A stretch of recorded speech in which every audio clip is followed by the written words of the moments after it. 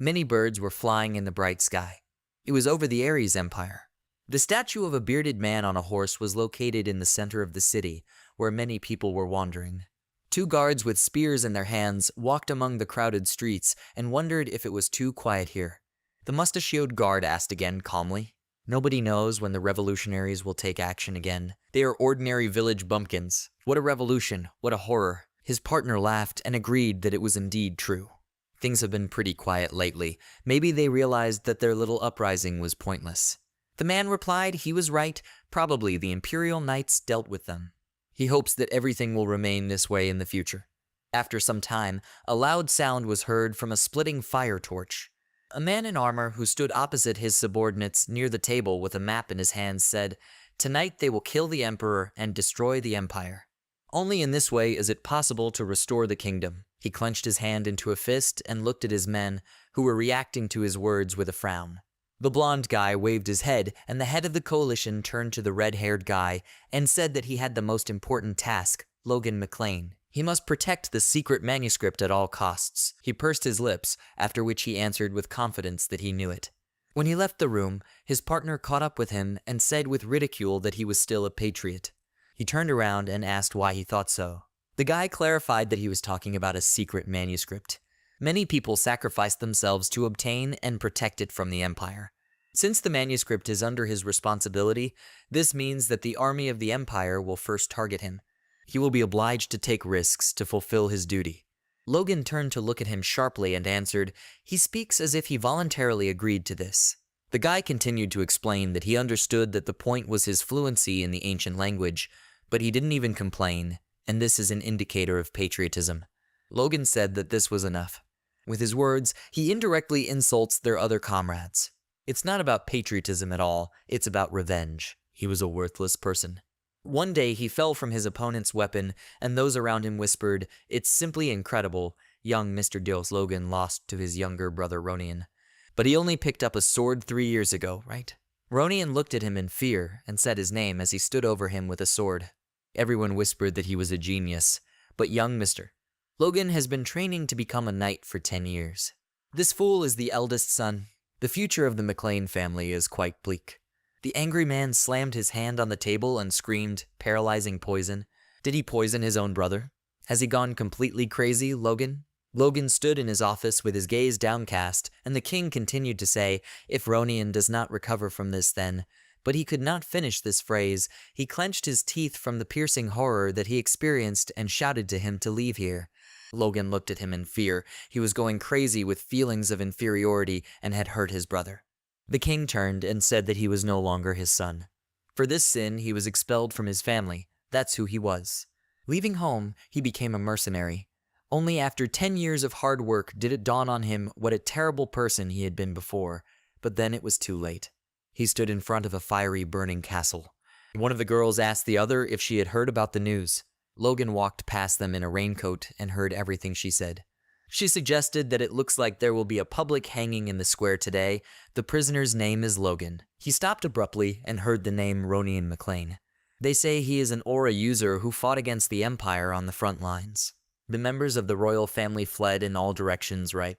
Everyone disowned him. He was worried about his brother and understood that he had to tell him something, and therefore asked him to please move on with his life. He fled in an unknown direction with experienced horror. Someone shouted very loudly for everyone to look at this. This is the end that met the fool who dared to rebel against the Empire. The Ronian's head was cut off, and the surrounding people shouted cheers. Logan promised to take revenge on the Empire for killing his family and for taking away his chance to ask for forgiveness. After some time, the guards shouted to run after him. It's him. This red guy has a secret manuscript. McLean grabbed the manuscript and ran in another direction with incredible speed, trying to escape from the guards, when he suddenly stopped in front of an unknown door, finding himself at a dead end. The guards caught up with him and shouted that he was here. He held his sword in his hands and said that he was dissatisfied with what was happening. The guard who caught up with him shouted at him to die, calling him a rebel.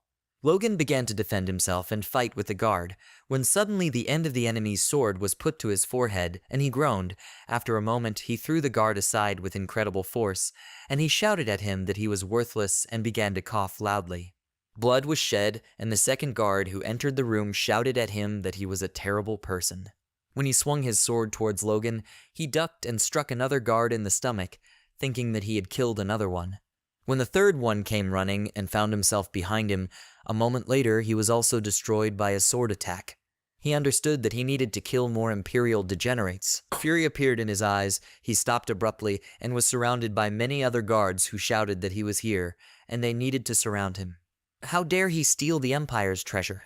He should give in and give up the manuscript. He looked around him and wondered if he was destined to die here. After that, a smile appeared on his face, and he said out loud, "Then there is simply no choice." He threw the sword on the floor, and in his hand a magical ball of a blue hue appeared, which, when squeezed, turned pink and began to emit a magical glow. He invited the guards to die together, frightening them with his terrifying appearance. The people around did not expect such a turn of events and shouted, "What?" A bright light came from the window of this room onto the street and illuminated the entire area of the kingdom in such a way that even small fragments ended up in the forest, which was located at a fairly distant distance. His life was filled with regrets, and he existed for the sake of revenge. At least it's good that he managed to warm up the Imperial degenerates, but he will not be able to get rid of his biggest regret even after death. He should have asked for forgiveness. Fortunately, if he manages to meet his family in the afterlife, he will be able to apologize to everyone. After some time, he found himself with a bandaged head in an unknown room and clutched the cloth in his hands, groaning loudly. After that, he scratched the back of his head and cried out in pain, due to the fact that his head was pounding from the terrifying sensation. He looked ahead and wondered what was going on. How is this possible if he died? A subordinate approached him and asked, "Young master, is he okay?" He woke up and looked at his subordinate with his mouth open, asking, "Is this Rick?" He answered, "That's right, he is his main servant." How is he feeling?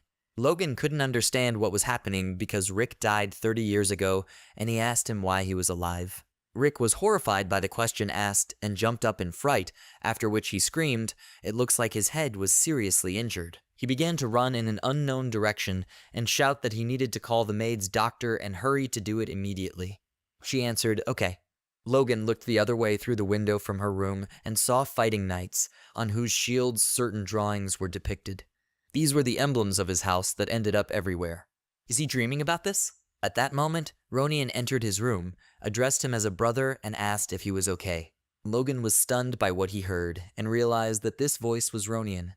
He entered his room and came closer, looking to the side with a sad look, after which he took his hand into a fist and Logan realized that he remembered this moment. They looked at each other in bewilderment and Logan realized that this happened after their first duel. He lost to his brother, and when he came to visit him, Logan threw a pillow at him and shouted to get away from him with incredible rage, pointing his finger at him and shouting that he was just the offspring of his father's mistress. He looked at him with a feeling of grief. Despite all the insults, Ronian got used to following him everywhere, but after that day he stopped coming. Logan grabbed his head and groaned, and Ronian screamed his name in fear. Rick came to them and said that his master needed rest, so he asked Ronian to return to his place. He answered that everything was fine, and Rick looked at him in surprise and asked again, "Sir?" Logan asked Ronian to come closer to him with a smile on his face. Ronian walked up to him with embarrassment and surprise, while Rick looked around questioningly and scratched his head in bewilderment. Ronian apologized to him and said that he should have been more careful. He replied that everything was fine and he shouldn't apologize, he didn't do anything wrong, it was he who should apologize. But at the last word his lips trembled, and he completely trembled and grabbed his face, and Ronian looked at him in fear and asked Logan, "But what's the matter?" He really should get more rest, and such a kind guy's life was taken away. He fought on the front lines on the orders of the kingdom and died. He grabbed his shoulders with his hands and once again apologized to him, trembling greatly. Deep tears of grief appeared on his face and his face turned red. He continued to say that he was very guilty of him and sharply hugged his brother. Ronian was surprised by this turn of events and asked again, "Logan, why is he crying?" He continued to tremble and hug him, squeezing him tightly, which is why the same tears appeared in Logan's eyes, and he pursed his lips in sadness. They continued to hug for some moments. After that, Ronian opened the doors and said that in this case he would visit him again. Logan smiled back at him and said okay, he should go and rest. He waved his hand after him and looked at him with a smile, after which he turned towards the window and thought, If this is not a dream, and he really returned to the past, then he needs to change everything. Suddenly Rick ran into the room and shouted, "Young master." The maid was with him. She bowed and apologized to him. He looked at her questioningly and asked why. Rick began to justify her and said, "Nothing." Maria interrupted his rest because he forgot to warn her. But in fact, it looks like she mixed up the rooms. They apologized to him again, and Logan, clutching his face in shame, realized that indeed he had treated the servants poorly too.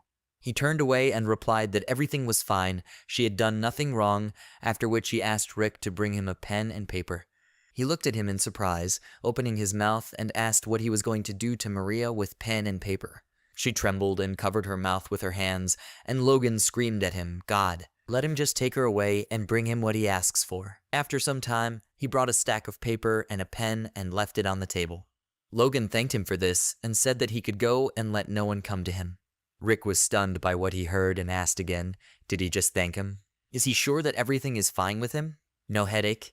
Logan got angry and shouted at him that he was saying that he was fine, he should get out of here. Rick grabbed his chest with his hand, and with a wide beaming smile on his face, he replied, "Okay, master, let him rest." Logan endured until the last and took a deep breath, and when he left the room he whispered that he yelled at him, which means that he is healthy. Maria should get back to work. She muttered something in response to him, and after hearing what Logan heard, he grabbed his face and groaned with disappointment. He needs to be patient. These are all consequences of his own actions. He clenched his trembling fists and realized that now it was much more important to write down what would happen in the future. A war against the Empire in 10 years, a disaster that will destroy not only his family, but the entire nation. His goal is to prevent them, but first the Vassal War, which will happen in a year, will begin suddenly and partially destroy his family, for which dark times will begin, and he needs to prevent this, and for this he must take a certain course of action. After these thoughts, he knocked on his father's room, who stood opposite the window and looked into the distance and said, "Father, he is the first young master," and came to see him. He turned in his direction and asked again, "Logan?" As he walked down the corridor, all the maids avoided him and shouted, "Oh my God!" Some servants also tried to get around him out of embarrassment and kept away. One of the maids, who was carrying a lot of bed linen, was frightened at the sight of him and fell off her feet with a feeling of incredible embarrassment right in front of his feet. She could not raise her gaze and trembled with the thought that she did not know what to do now. Why did she manage to fall in front of the young master? This is the end. He gave her his hand and asked if she was hurt. She smiled, looking into his eyes, and thanked him for his kindness, after which he asked her with a terrifying look not to worry so much, and she exclaimed in fright. She again began to apologize to him, kneeling down and shouting that she was very guilty and was asking for mercy. He didn't understand what was wrong and asked why she suddenly changed her behavior. He scratched the back of his head and thought, the sudden change in his character seems strange to them, and it will take time for them to get used to it. He can only wait and show that he has become a different person. She couldn't have reacted like that because of his creepy smile. Or could she? After this, the servant turned to the owner and said that the first young master had come to meet him. Logan looked towards the doors and thought, "Father." One day he told him that he was no longer his son. In his past life, he resented his father for many years after he drove him away and considered him a cold-blooded man who stopped holding out hope for his son. He also considered him a cruel father who heartlessly expelled his own child and did not even stop by to visit him after he lost consciousness due to injury in an official duel.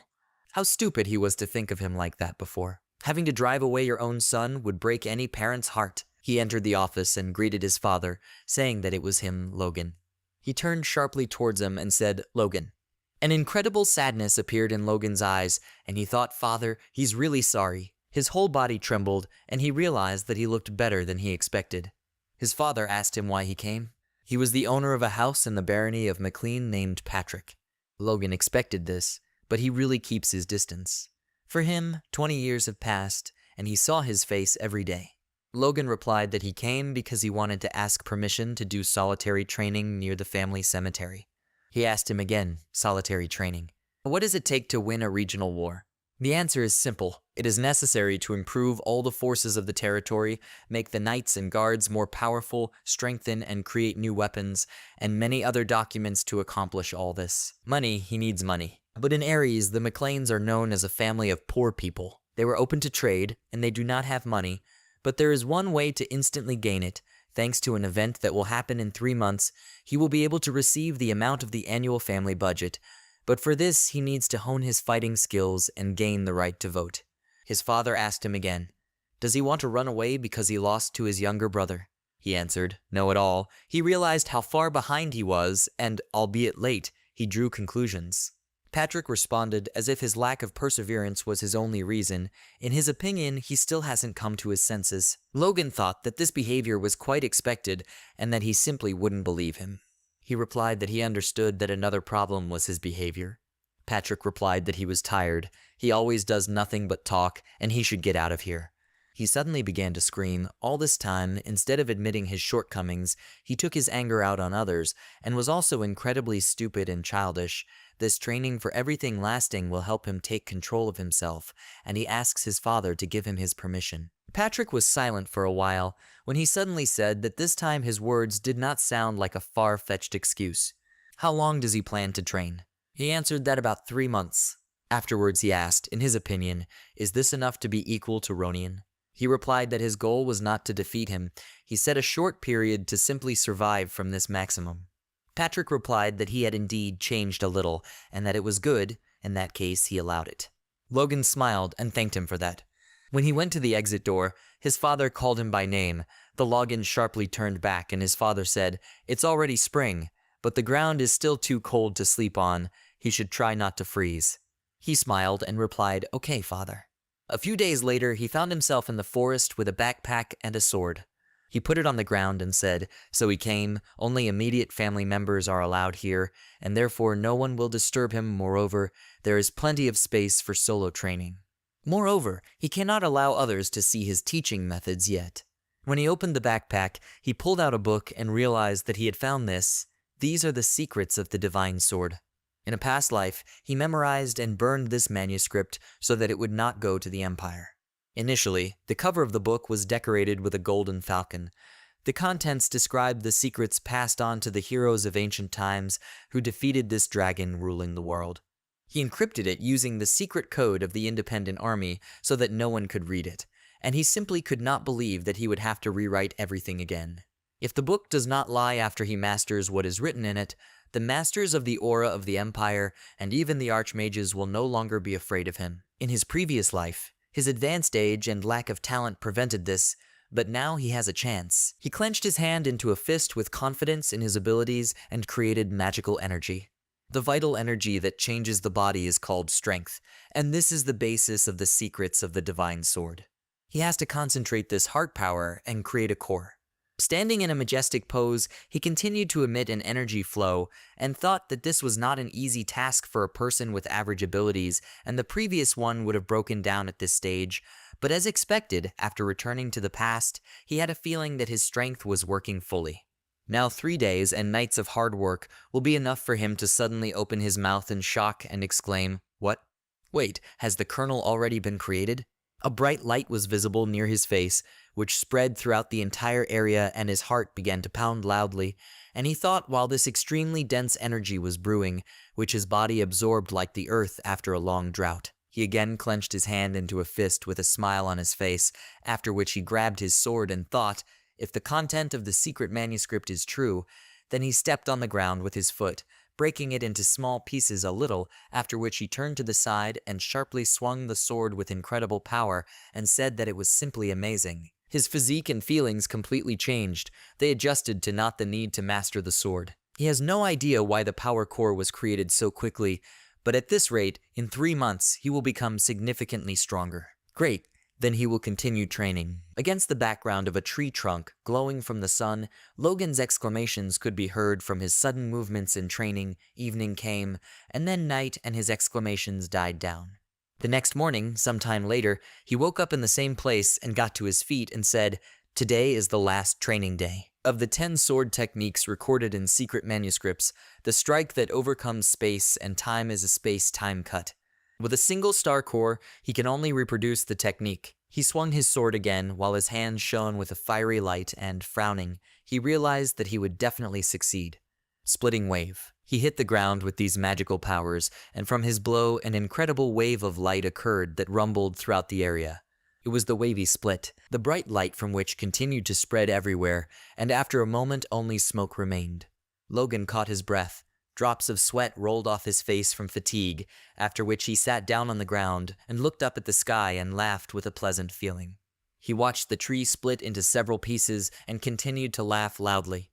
This power exceeds all his expectations, and there is no way for a beginner to master such a technique. His hands were shaking, and he understood, even if he had spent all his strength after the first blow, it was good to have an ace up his sleeve.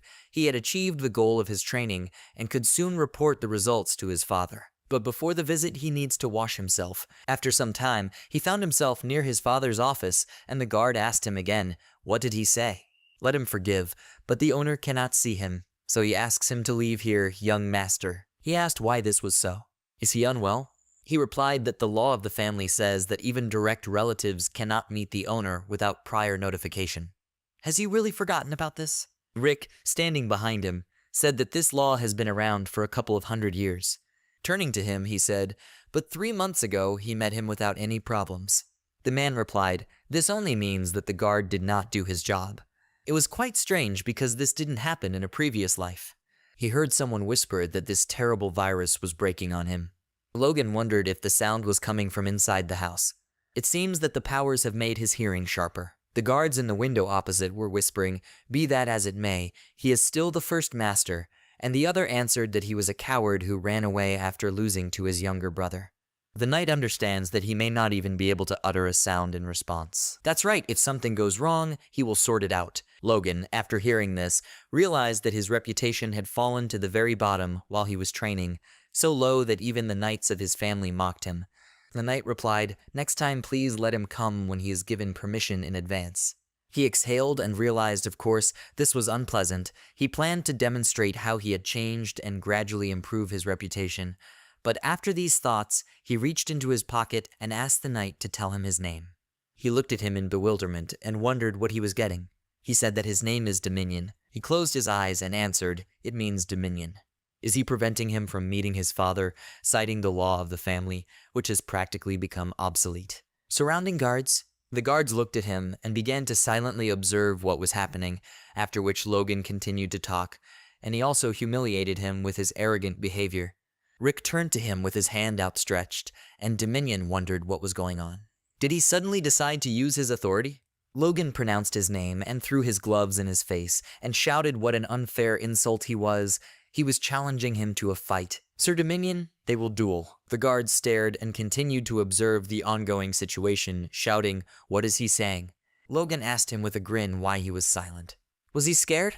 Rick looked the other way with fear and said, young master. Logan continued to look at him menacingly and asked again if he really had his tail between his legs in fear at the sight of the coward that gossip called him. He believes his best years are behind him. Dominion continued to stand with gloves on his face, after which he took it off and said, okay. He squeezed the gloves in his hand with anger and screamed, gritting his teeth in rage, finding himself right in front of Logan's face. He accepts the fight. After some time, the action moved to a room where there were many weapons for fighting. Logan found himself in the arena opposite the same guard named Dominion. He clenched his hand into a fist and stood opposite, in full readiness for battle. The surrounding guards who saw what was happening began to wonder, will the young gentleman fight the knight? He will lose. This is not even discussed. Things will end badly. Everyone started whispering, did they see how Ronian beat him? They say he went into hiding for 3 months after that so as not to be seen by his brother. How long can this coward last? Someone bet 50 gold coins that he would not be able to stand for 10 minutes. Another asked again 10 minutes. He bets 100 coins for 5 minutes. Logan frowned and thought about the fact that he could hear everything. Does no one believe in his victory? Dominion turned to him and said that he looked quite relaxed. He asked you to take care of yourself. After these words, he clenched his teeth in anger and Logan mentally wondered with a grin. He had the nerve to agree to fight with him, but he doesn't have the courage to say nasty things in front of other knights. What a cowardly man he is. The servants who were watching him stood on the sidelines in fear. Rick thought that in the end, the gentleman went to a duel with him. They're finished. Rick froze and simply stopped breathing from what he thought was the horror ahead. At that moment, Logan took a step towards his opponent, and they found themselves opposite each other at a distance of less than a meter, and the judge shouted, "The official duel between Logan McLean and Sir Dominion begins." For safety reasons, the battle will be fought with wooden swords. Now, but before he could finish, Logan looked at him questioningly and furrowed his eyebrows, and the judge wondered, does he really need to continue? The young master is very stubborn, and he simply has no choice. They were already given wooden weapons, but knights mainly use force, so even with this, they are capable of killing a person. Whatever happens here is not his responsibility, but Sir Dominion, for the sake of all that is holy, let him be treated easier. He waved his hand and shouted for them to start. The opponents pulled out their wooden swords and pointed them at each other. The Dominion spread its legs wide and a moment later glowed a red hue. People around began to ask with a smile, is Sir Dominion going to use force against an ordinary person? Will he really give it his all? One of the servants who covered his mouth wondered if this was not a lie. If the young master comes under attack then, but before he could finish speaking, the judge aloud asked the Dominions to be gentler. Logan turned in their direction and sadly thought, this may frighten someone who doesn't know any better, but he is clumsy with power, and it comes from him due to a lack of control. The Dominion tensed, and a bright light emanated from his body, and Logan told him that he could see that he was on edge. Did something upset him? He clenched his teeth even harder and thought, boy, did he say that his best years are behind him? After repeating these words, he clenched the sword in his hands even more out of anger. Time passes, young people rise in rank. The Dominion was the weakest in the horde of knights for 40 years and planned to retire. He was just minding his own business waiting to retire, but he suggests that his best years are already behind him. Why does someone like him dare to talk about this? After he became more angry, he decided to attack Logan with incredible force. When the servants saw this, they began to shout to stop him, because the young master would die from such a blow. The judge asked again, shouting loudly. He himself agreed to this. What can they do? The Dominion attacks him at the moment of the jump, he thought.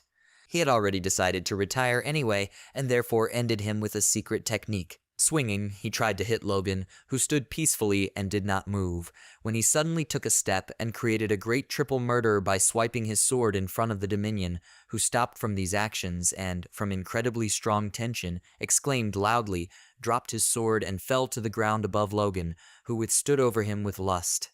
Flames came from his hands, and he asked a question. He calls himself a knight, but is this his maximum?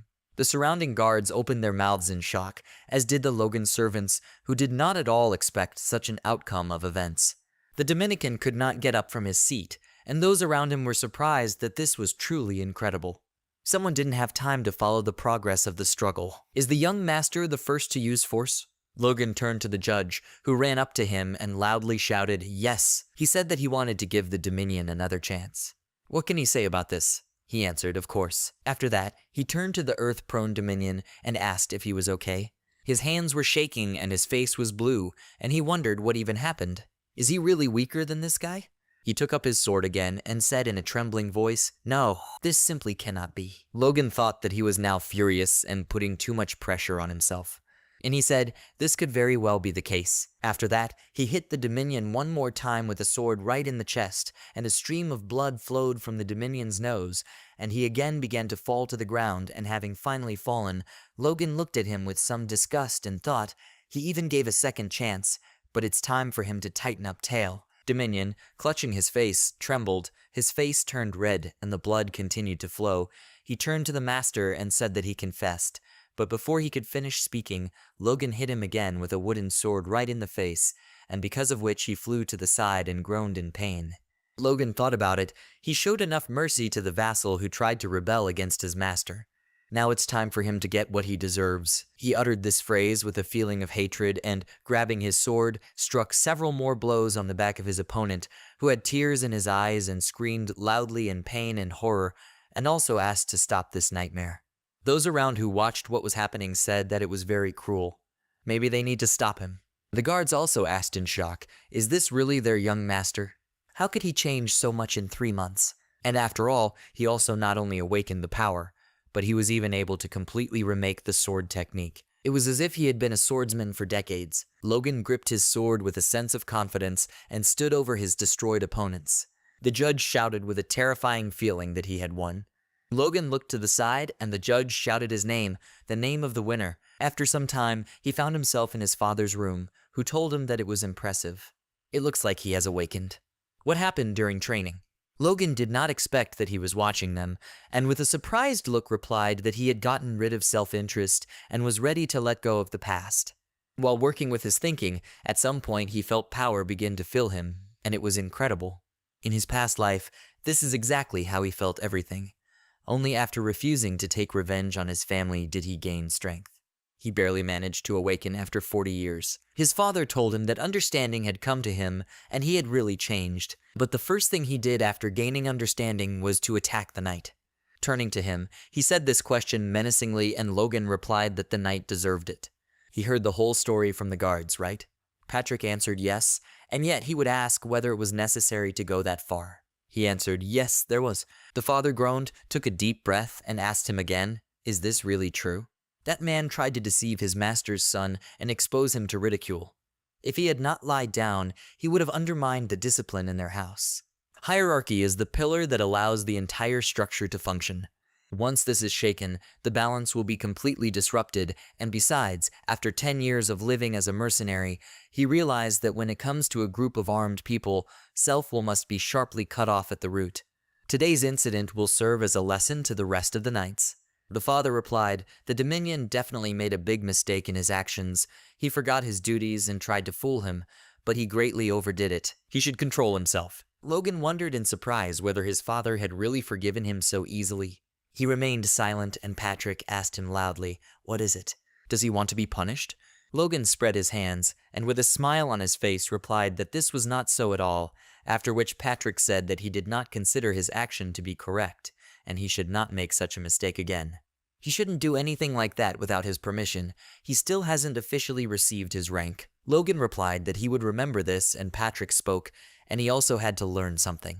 Logan looked at him questioningly, and his father continued to say, his fiancée Rena will visit them soon. Logan was dumbfounded when he heard her name, and, taking a deep breath and trembling, thought, finally she will come, his cash cow. She got out of the carriage after a while, and found herself near their castle.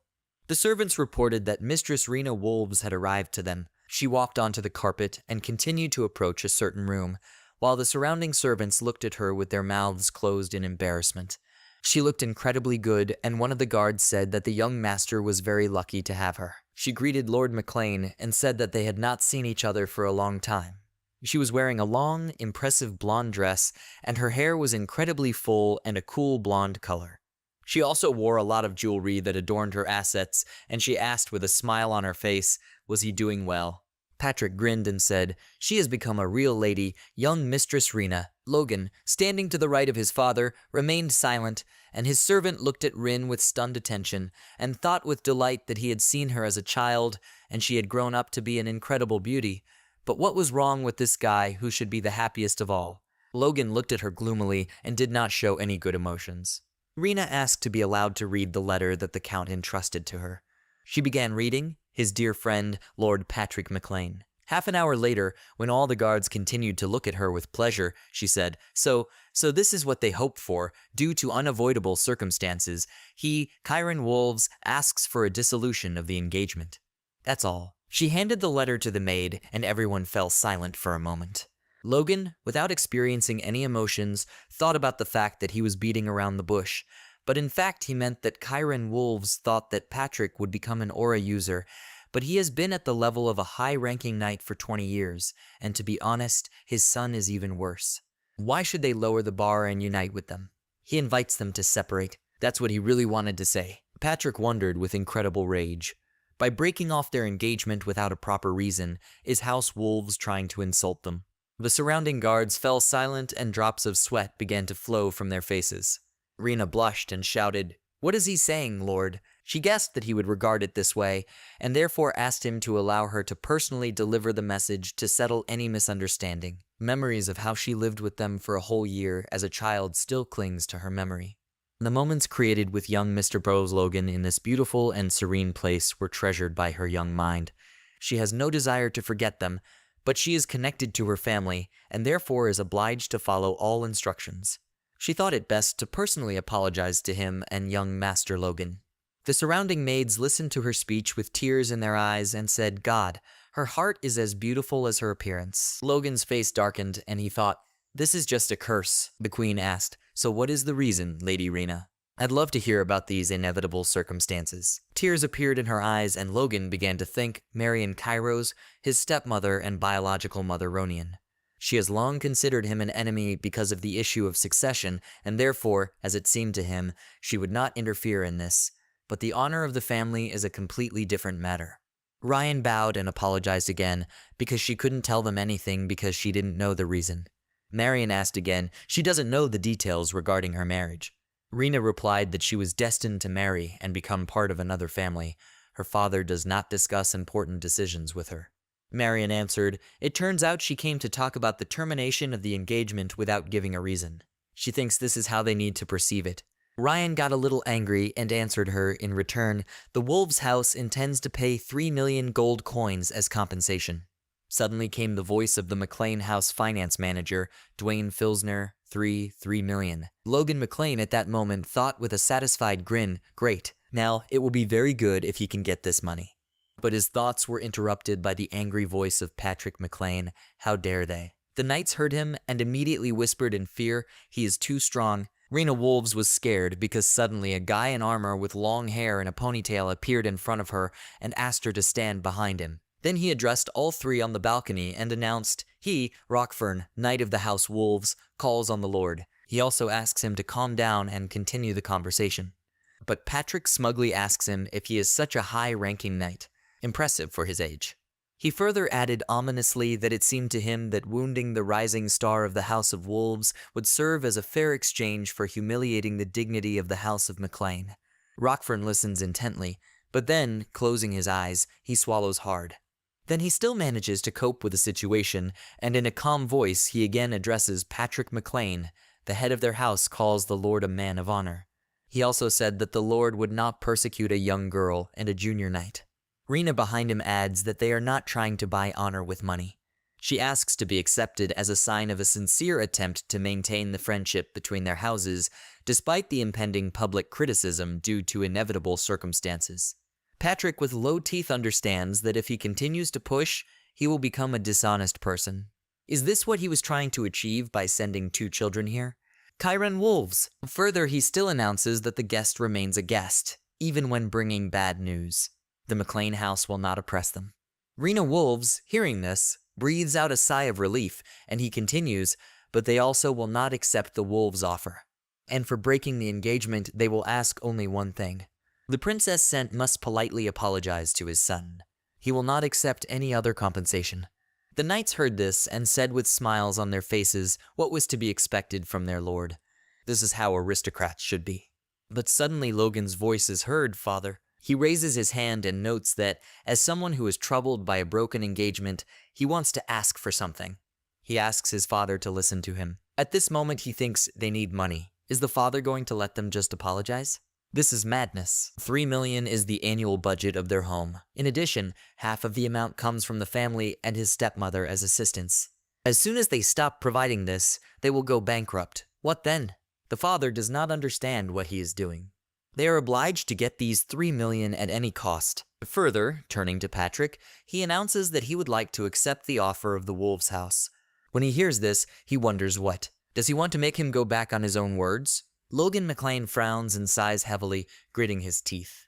Further, pressing his left hand to his chest, from which a glow appears, he understands that this is a lot of pressure. Although without an aura, this guy is a high-ranking knight. It's a pity that compared to others, this is a trifle. If he couldn't get everything sorted out now, he'd never move forward. Patrick McLean, turning completely to him, tries to convince him that their house is not so poor that they should give up honor for money. Then Logan takes a deep breath again and exclaims loudly, "No, just like that." Patrick still can't believe what he heard, and so he screams, "What?" Logan, plucking up his courage, announces that right now they owe the bank 3 million. The annual interest is 150,000, right?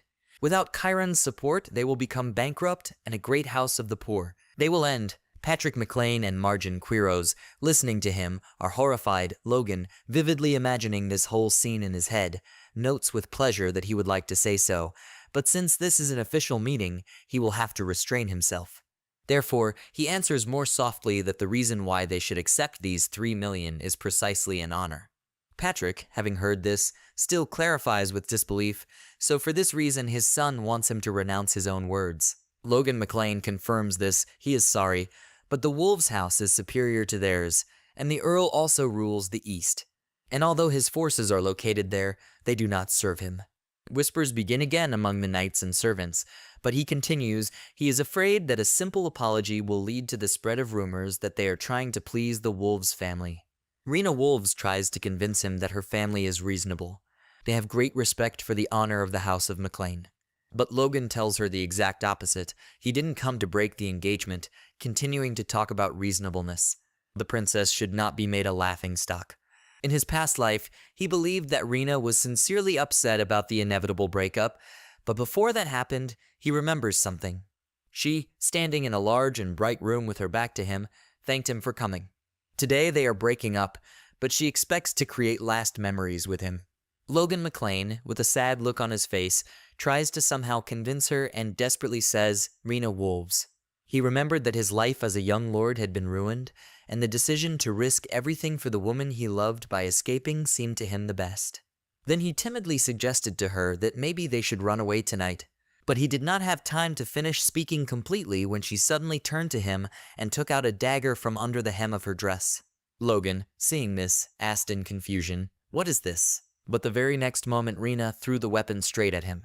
He, although feeling bewildered, quickly reacted and, drawing his sword, repelled the attack.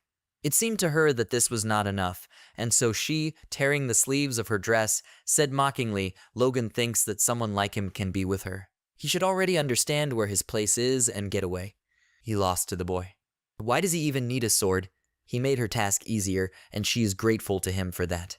He tried to reason with her and did not bother asking questions. What was she talking about? But Rena Wolves suddenly screamed loudly, and the next moment Rockfern ran into the room shouting, "Princess." She began to lie without any shame. Logan suddenly became aggressive. When he heard her lie, he realized that she had caught him. He was guilty of many misdeeds, and his family no longer trusted him. As a result, the McLeans had to apologize to the Wolves and pay huge compensation. Now, smiling creepily, he mentally turns to Rena Wolves because of a crazy person like her. He could no longer trust women. He is sure that this time she planned to profit and run away, having achieved a break in the engagement. What a pity that now nothing will work out for her. At first, Logan planned to change his reputation within the family.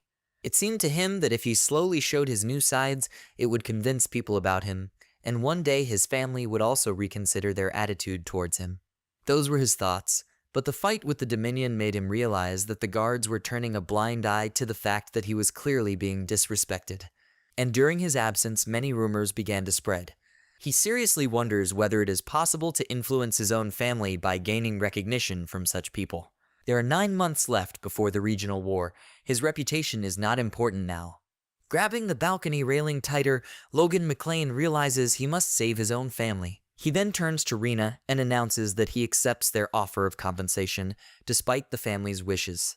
She is surprised when she hears this, and Patrick McLean next to him screams furiously, Logan, how dare he defy his will? But he replies that empty apologies do not suit him. Patrick asks, confused, what? He explains that if their honor is worth just a few words that disappear into thin air, then the value of it is completely weightless. Rena Wolves feels irritated when she listens to him and still says that they, the Wolves, obey the will of the Lord, the owner of the House of McLean. What is his final decision? Afterwards, she looks at Logan from under her brows, but he frowns and notes that she is saying this to save her father's reputation.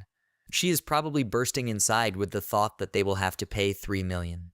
Finally, Patrick McLean announces his decision. As a representative of the House of McLean, a sincere apology is not enough for him. However, the final decision is Logan's.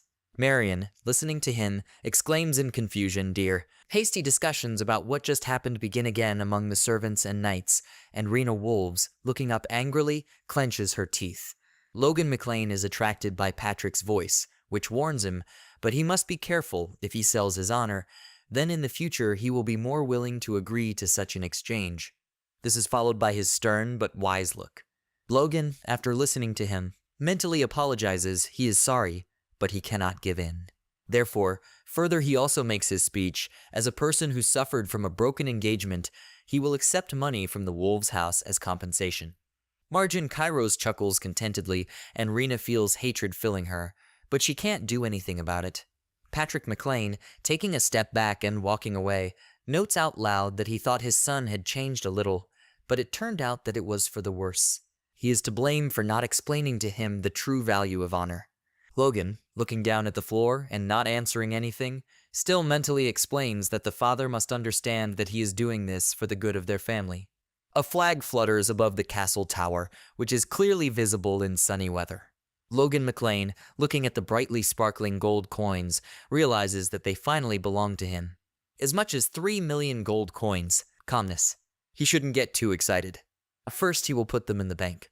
Suddenly, there is a knock, and he wonders, is it Rick? Then he orders the guest to enter. When the door opens, heavy footsteps are heard on the floor, and the voice of a man is heard, clearing his throat and asking for forgiveness.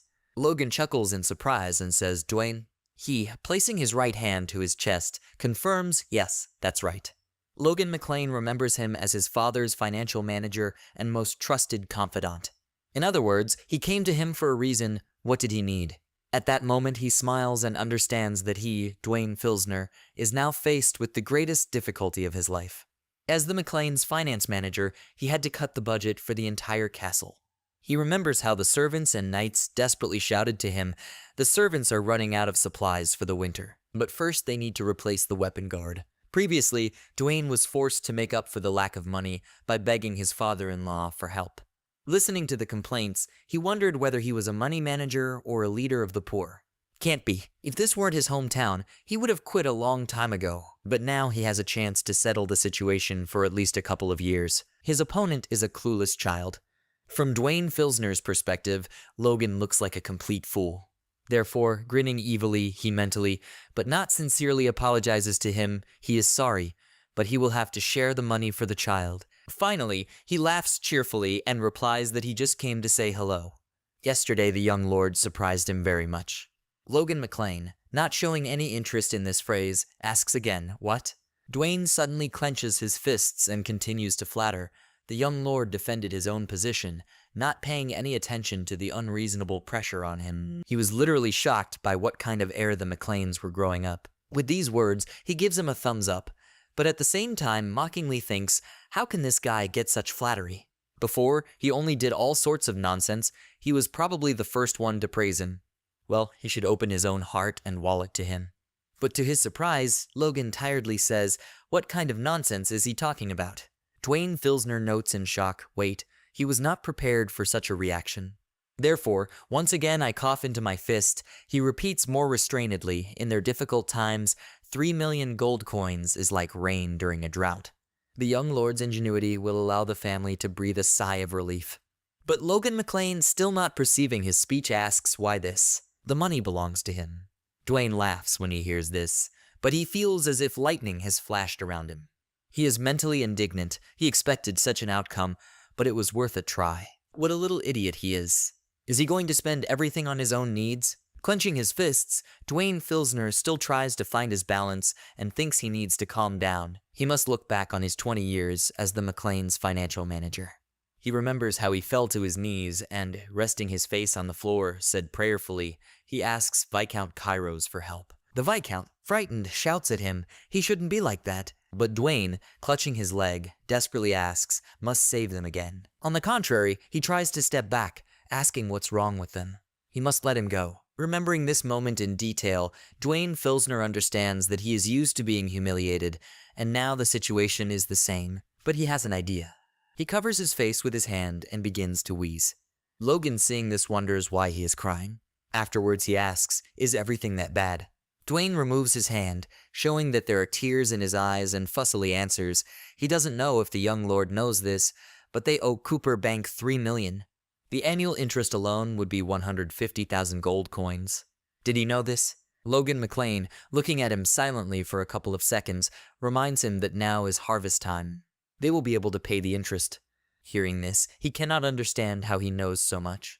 After laughing embarrassedly, Dwayne Filsner explains that, as a rule, running a barony requires money, and they are always tight with it. If only the young lord would help them a little. Logan shakes his head and changes. He's sorry, but no. Dwayne, feeling shocked, asks questions. What? Why? He thought that the young lord had opposed his father for the good of the barony. Logan McLean confirms this, right? He, expecting a completely different answer, answers prematurely. Clearly, he knew everything.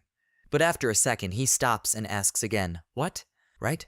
Logan explains that he will use the money for the benefit of the family, not to cover current expenses. He needs to think about the future. Dwayne Filsner, continuing to become more and more indignant, thinks with hatred as if the boy knows it. He just has to give him the money. But he is interested in, let's say he doesn't pay his debts, but how will this change the overall situation in the family? Dwayne is confused and tries to come up with the most appropriate answer. Their budget will increase, and managing the castle will become easier over the next couple of years. They will have the opportunity to exhale. Logan does not give up and demands further answers. And then what? Dwayne Filsner, not expecting this at all, asks again, what?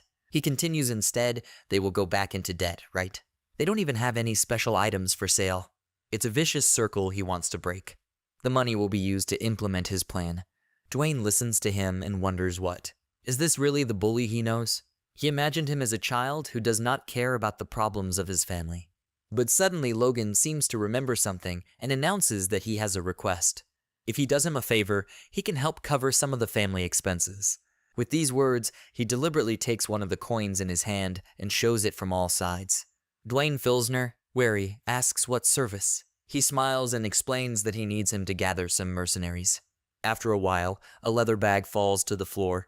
In appearance, it is definitely filled with something, and Rick's voice is heard nearby. Is the young lord really leaving? Logan McLean, donning knight's armor, confirms this, yes. He wonders in confusion, but what is happening to him? He returned from solo training not long ago. Logan thoughtfully but seriously replies that he has to earn money.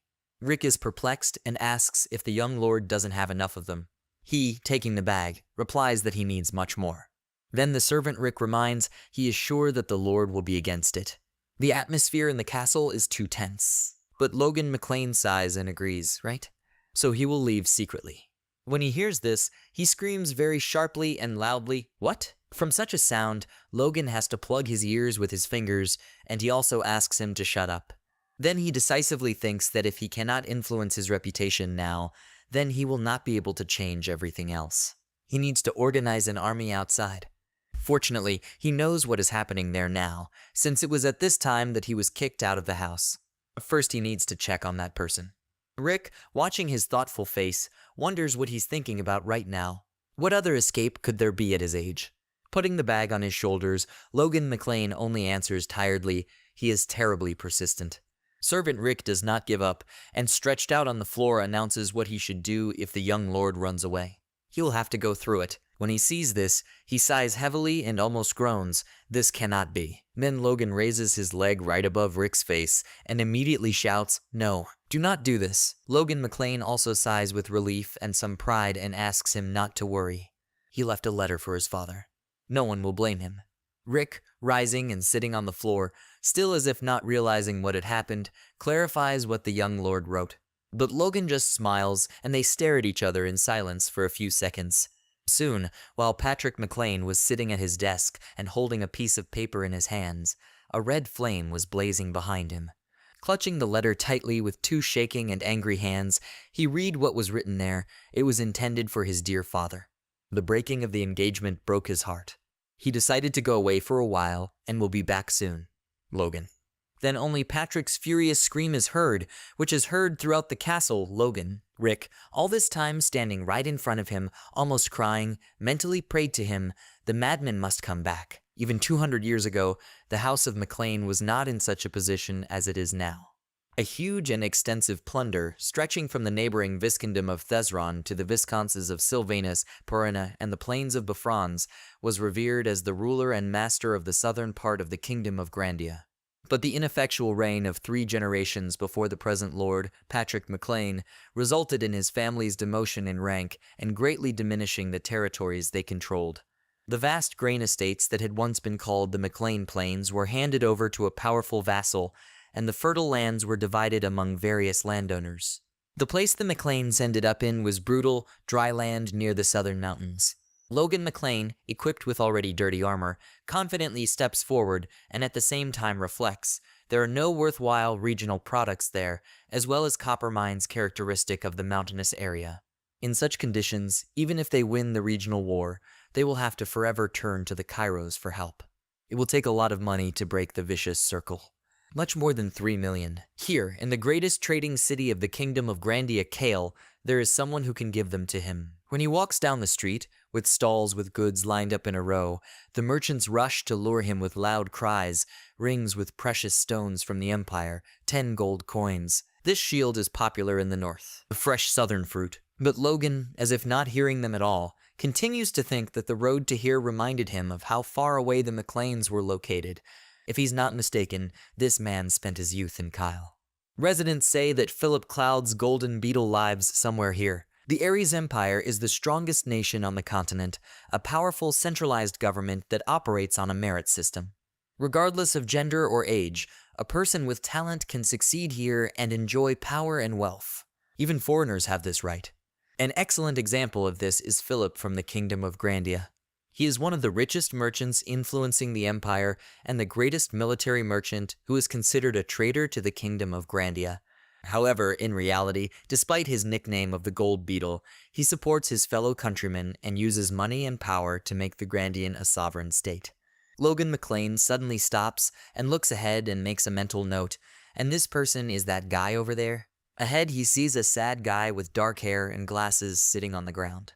Tears run down his face as he shakes and plaintively says, "How could the scoundrels deceive him like that? What does he have to live on now? This can't be." Then he grabs his head and sighs heavily. Logan, continuing to look at him, remembers that he heard that his business went bankrupt due to deception. Sad, however, the sight. When he comes closer, the guy desperately asks out loud, maybe he should just die. To get his attention, Logan McLean has to cough a little and say he's sorry. Is he Philip Cloud? He timidly answers, yes, well who? Looking at Logan for a few seconds, Philip notices red hair and eyes, a strong-willed look.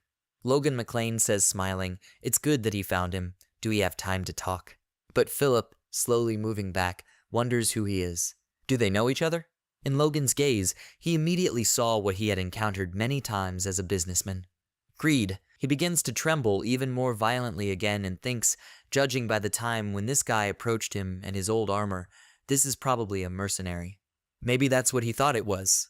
Logan McLean tries to tell him something, but Philip Cloud suddenly starts yelling that now is not the time to pay off the debt. He will receive the proceeds from the sale of commercial property in 3 days, then the mercenary should come. Logan, with a friendly expression on his face, tries to explain to him that he did not come to collect a debt.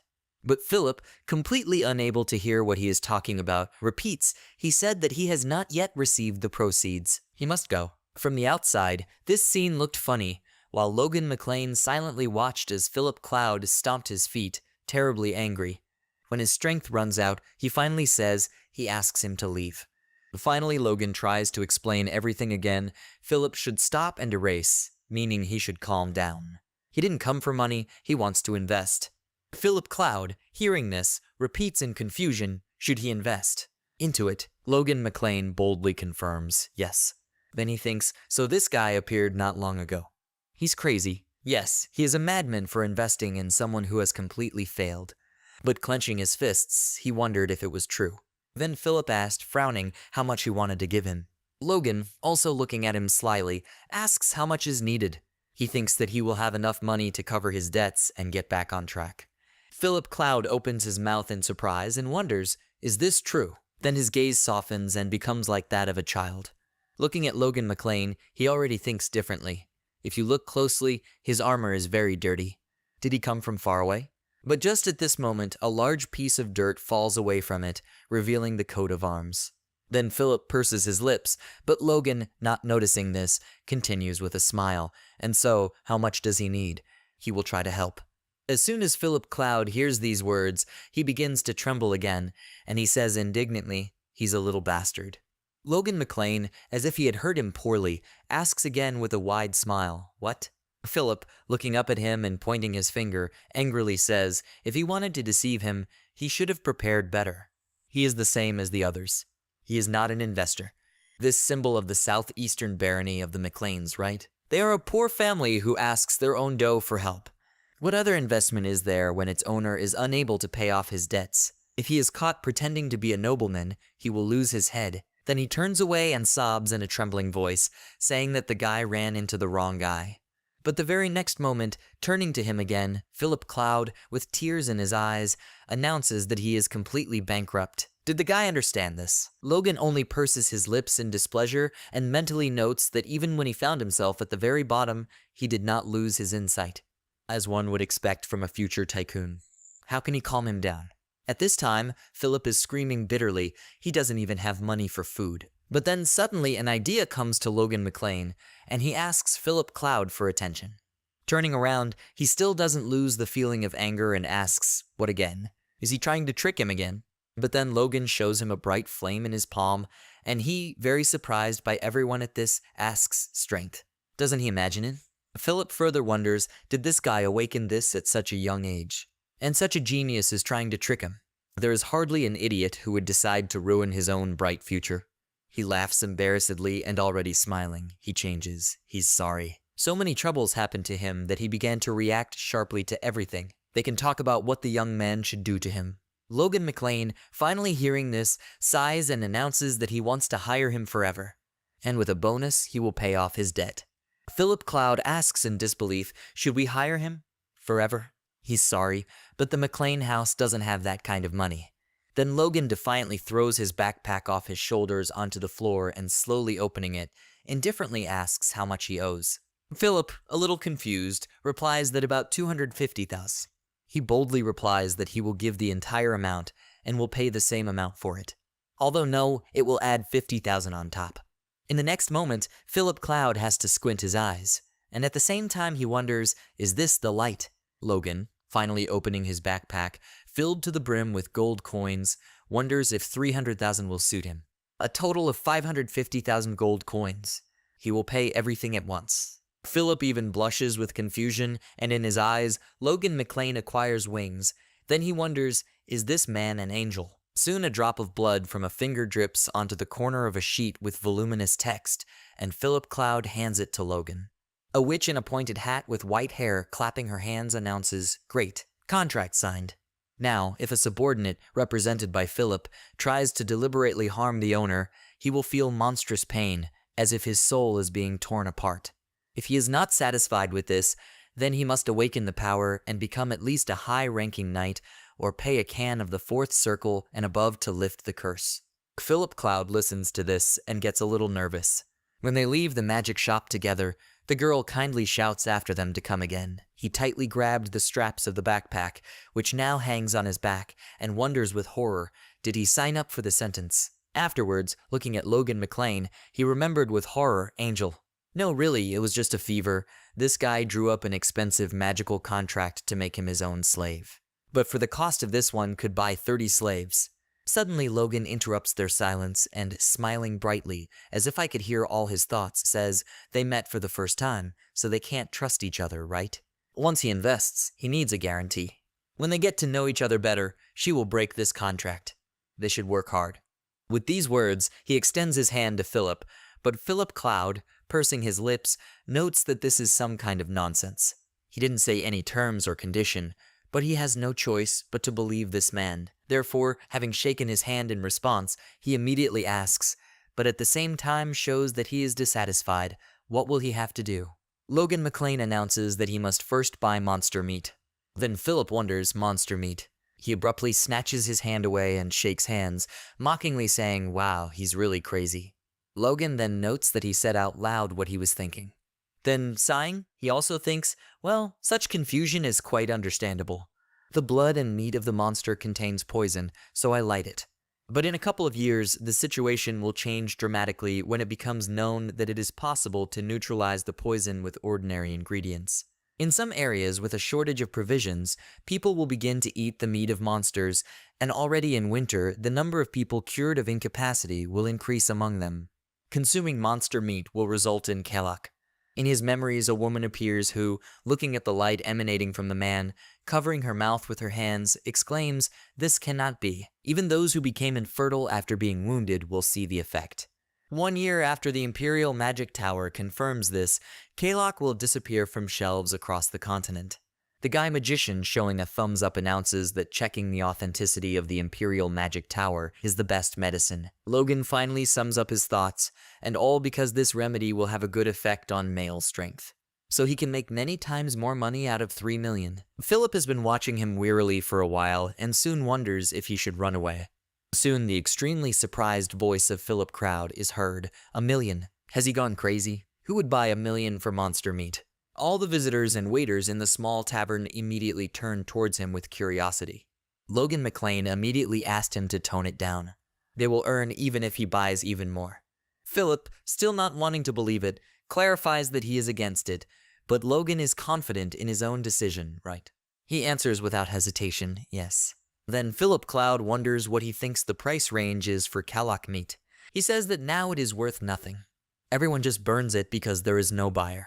Therefore, if they simply order corpses from someone, it will cost 200 gold coins, taking into account the kingdom's transport fees. If they bring a lot of Kalaks at a time, it will be even cheaper due to transportation. Philip, after listening to him, notes that it is expensive. But he even took into account the transport tax. Logan frowns and clarifies, is this a mistake? But he also thoughtfully explains, no, he's probably determined the price, but with a budget of 1 million, he plans to hire a guild for the hunt and then buy back the catch. Logan McLean, picking up a wooden mug and holding up this cardboard, still doesn't understand what he's leading to, confirms this, yes, what's wrong? Philip Cloud, tapping his index finger on the table, insists that this is completely the wrong approach. Nowadays, everyone throws away monster meat, right? Therefore, it will be enough to redeem it. There are plenty of mercenaries who are ready to bring and sell anything for a coin. And if they see someone else trying to get rid of the meat, they will simply buy it for them. He is sure that if he just asks, they will bring all the meat in the kingdom to his feet, and also cut up meat. After listening to him, Logan realizes with horror that he has already repaid all the costs for him. This is an amazing guy. Suddenly Philip, looking at the mug with embarrassment, asks, from now on, he wants Logan to entrust him with money planning. So now his fate depends on him. Hearing this, he chuckles contentedly, and then abruptly remembers, by the way. Philip Cloud immediately excitedly asks what it is. Logan McLean hands him a piece of paper and explains that he should stay in Kale for now and buy this in large quantities. He takes it in his hands and reads it out loud. Cartridges made from ironwood growing in the southern mountains of the Empire, springs and glue. Does he want to sell toys? Logan, with a sly smile on his face, mysteriously replies that it will be something better. At the same moment, he mentally notes that for now he cannot tell him that all this is raw material for weapons of war. In a past life, weapons made from these materials were used to invade the kingdom of Grandia, and even pitiful soldiers with the help of this were able to keep the night under control. He entrusted Dwayne with recruiting mercenaries to whom he would give these weapons so that they would gain an advantage in the regional war. But first he needs to find a craftsman who will make it, and a designer who will teach them how to handle it. 2 days later in the city of mercenaries Haron, and a rank mercenary Kaiselan, leaning against the wall of the building asks again, does he want to hire him as an instructor? He's sorry, but he's never done anything like this before. Logan McLean, standing opposite him, tries to convince him that it won't be difficult. He simply has to train the mercenaries of the rank he hired. Kaiselan, scratching the back of his head in thought, explains that he doesn't know what they told him, but he only supervised a couple of children. A young person should better turn to professional teachers. Logan, looking him straight in the eyes with a kind grin, wonders if there could be any rumors here. He worked with him in a past life, so he knows everything personally. Kaiselan can master any weapon and has excellent horse riding skills. Moreover, its value will increase once you start working as an instructor. After all, the mercenary squad he raised after he was seriously wounded, and his skill after retirement, cannot be compared with anything. But right now he doesn't seem to be in the best of spirits. It's worth offering him money. So afterwards he boldly announces that he will pay 4,000 gold coins for it. When Kaiselan hears such an amount, he freezes in place and purses his lips and thinks, a rank of mercenary can earn 2,000 for a maximum of a month of work, and this guy offers him twice as much, so that he can't fall for it. Stretching his hand, palm forward, and shaking his head, he repeats that he has never worked as an instructor. Then Logan asks again, is this not enough? Then 6,000. Kaiselan, starting to get nervous and breathe heavily, tries to come up with the most plausible refusal. He prefers a task where he needs to fight. Logan McLean, not intending to give up, crosses his arms and closes his eyes and says, "Really?" It looks like he has no choice. 7,000. When he hears such a number, his ears involuntarily twitch, and he hits the stone wall with all his might and screams. The guy can't hear him. He reads that money can buy anything. But Logan perceives these words differently and briefly says 8,000. Kaysolan immediately changes his mood and happily smiles and exclaims they have the same views. He thanks his employer in advance. When Logan McLean watches him bow, he mentally rejoices Kaysolan is hired. Soon, when they were slowly walking through the streets of the city, after listening to the whole long story, he summed it up like this. This means his employer is the first and young lord of the house of Baron McLean. But Logan clarifies, isn't he curious why he took a mercenary from the feudal city of McLean? Kaysolan jokingly replies, why is there any interest if he pays decently? Logan, hearing this phrase, thinks rather, this is a good answer. Afterwards he notes that he has a clear mind. But suddenly they stop when they hear a hated man screaming nearby. The freaks must be faster. If they are late, he will kill them all. A man swings his whip and hits the people in front. Their clothes are dirty and torn, and shackles with metal balls tied to them prevent them from walking calmly. Kaysolan turns to Logan McLean and notes that he must know that Harran is called a city of mercenaries and slaves. Ahead they will meet similar ones more often, because there is a slave market further away. He sadly replies that he already knows that. He is going to go there to buy one slave.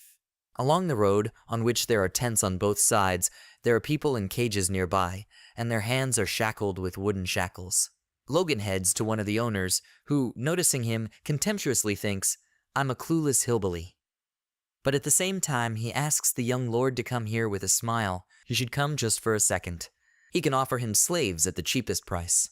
But the blonde doesn't have time to agree on everything. When suddenly he sees Kaysolan passing by, he gasps in fear, and falling to his knees asks the question, why is he here? Logan McLean, noticing this reaction, understands with pleasure that he is now calmer.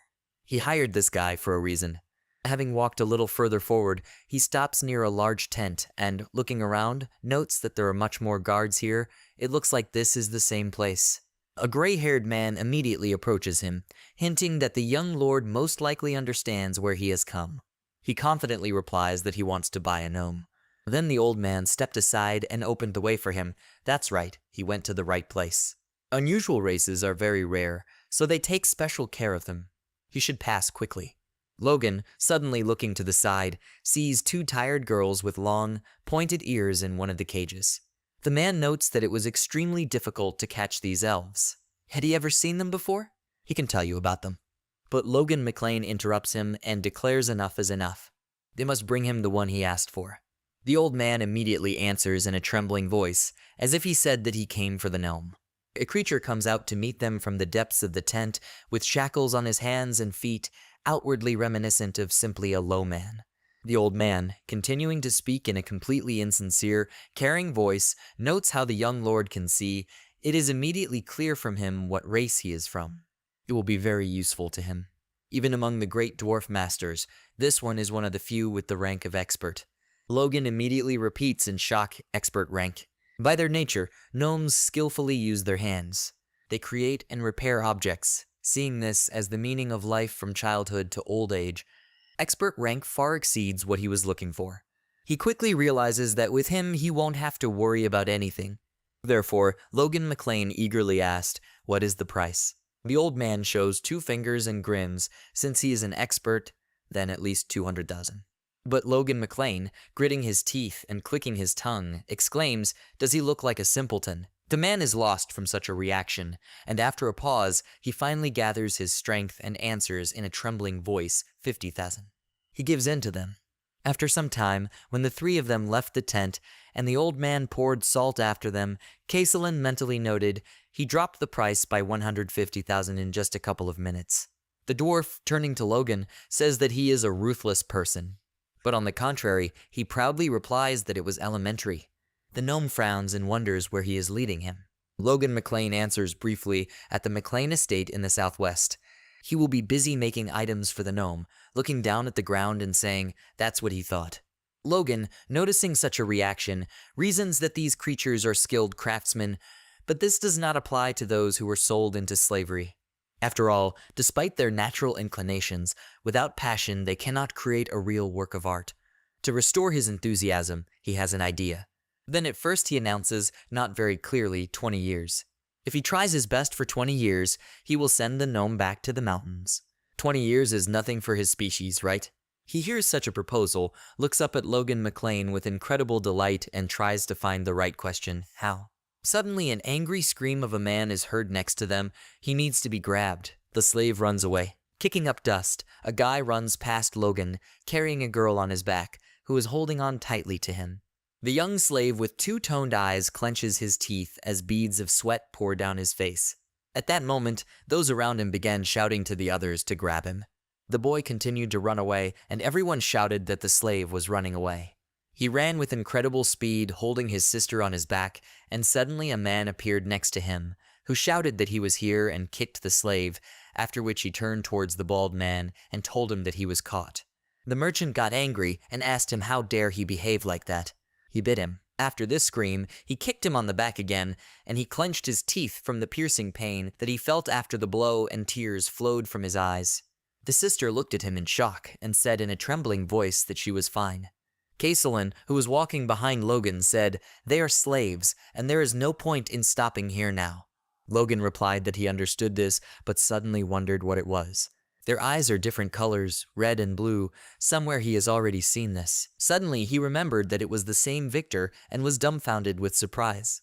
Caselin looked at him questioningly, and Logan replied, "Nothing happened, but he needs to give him a minute to think." He continued to look at the slave and wondered how this was even possible. He really didn't expect to meet an aristocrat murderer here. In a past life, there lived an extremely famous aura user in the kingdom. At first, he was a slave who escaped by killing his master. He was wanted for the murder of both countless soldiers and knights of the pursuers and the aristocrat. He had to hide like a criminal. Approximately 10 years later, he appeared again and already used aura, thereby proving that he had risen above ordinary people. He killed the entire family that previously owned it, and since then killed every aristocrat he came across in the Grandee. For this, he received the unusual nickname of the aura user killing aristocrat. The incident with the disappearance of one slave happened a year after he became a mercenary, so now that person should not have been bought yet. If he saves this boy, then in the future an aura user will be on his side. But the problem is that, before he had time to think this thought through, he heard an incredibly loud scream. The mustachioed man started screaming, "Someone, let them get this terrible guy away from him." The boy bit him on the leg and bit through it until it bled. He is an unstoppable killer maniac. He screamed to let him go, and Logan wondered if he was a deadly weapon that killed his allies, he could just lock him up. He continued to ask to let him go and called the guy names, gritting his teeth in pain, after which he tried to kick him in the head and shouted, "Who dared to interfere with him?" Logan stopped his leg with his sword, and the man wondered who he was and when did he manage to come here. After that, he noticed a special sign on his armor and realized what was happening, removed his leg and said, "So he is a client." God, it was so awkward. His facial expression changed to a softer one, and he said, when the goods do not obey, he educates him. Does he need any advice? He replied that he wanted to buy a couple of slaves. The man asked again, is he talking about these children? Their eyes are a rare color, and therefore they are expensive. Are they confident in their purchase?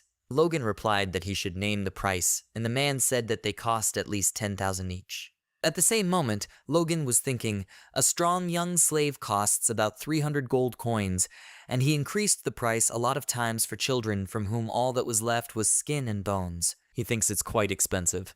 10,000 for an aristocrat murderer is cheap, but he doesn't know about it. The man expressed a greedy smile on his face, and Logan understood, besides, he doesn't want to let himself get rich. Because of this, he asked the merchant a question.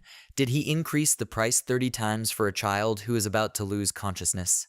And the second one already seems to have one foot in the grave. The boy's sister held him in her arms with tears in her eyes and looked at Logan in fear, after which she said in a trembling voice, "Brother." The merchant answered Logan, and yet there is no one else to buy here therefore, but before he could finish speaking, Logan offered him 500 for each. This is a price higher than for a healthy slave. The merchant replied, "God, sir, But that wouldn't even cover their original price. He laughed, and Logan, frowning his eyebrows menacingly and loudly, asked him, in his opinion, he doesn't know how much slaves cost. After that, he squeezed the sword in his hands out of anger, and the man reacted in fear to his actions and thought dumbfounded. Victor is always nothing but trouble, and he is sure that it will not get better in the future, which is why he lowered his gaze and thanked the gentleman for the deal. After some time, Victor woke up on the shoulders of the Kaisulin who was carrying him. Victor was stunned by what was happening and jumped up from his seat, and his sister exclaimed to him, "Brother." Kaisulin noticed his movement and asked if he had woken up yet. His wounds shouldn't have healed so quickly. Logan answered, and indeed, he quickly came to his senses. At the same moment, he began to think. He was secretly emitting a power that could barely be noticed as they walked. This is better than the magic of most low-level priests. However, he turned towards the surprised children, around whom bright rays of light were shining, and he wondered if it was the children who saw power. Even Kaisulin noticed this. It's probably just a coincidence. Victor squeezed the shoulders of Kaisulin, and a moment later found himself on the ground with a roar, and running up, swung his fist and shouted at Logan to die, attacking him.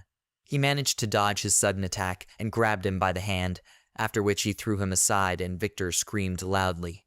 He grabbed his neck and lifted him up and said, "He doesn't know if he's obsessed or just stupid." Victor groaned from being strangled, and his sister shouted to him, "Brother." He shouted back at her, "Rhea, she should run away from here." Logan asked him again, "Boy, did he still not understand what situation he was in? Does he look like a slave owner?"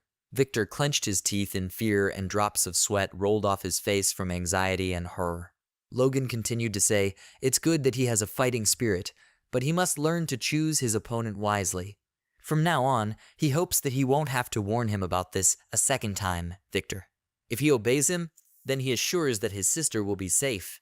But if this happens again, then he will get rid of him and, of course, his sister," he exclaimed loudly at the moment when Logan finally let go of him and fell to the ground.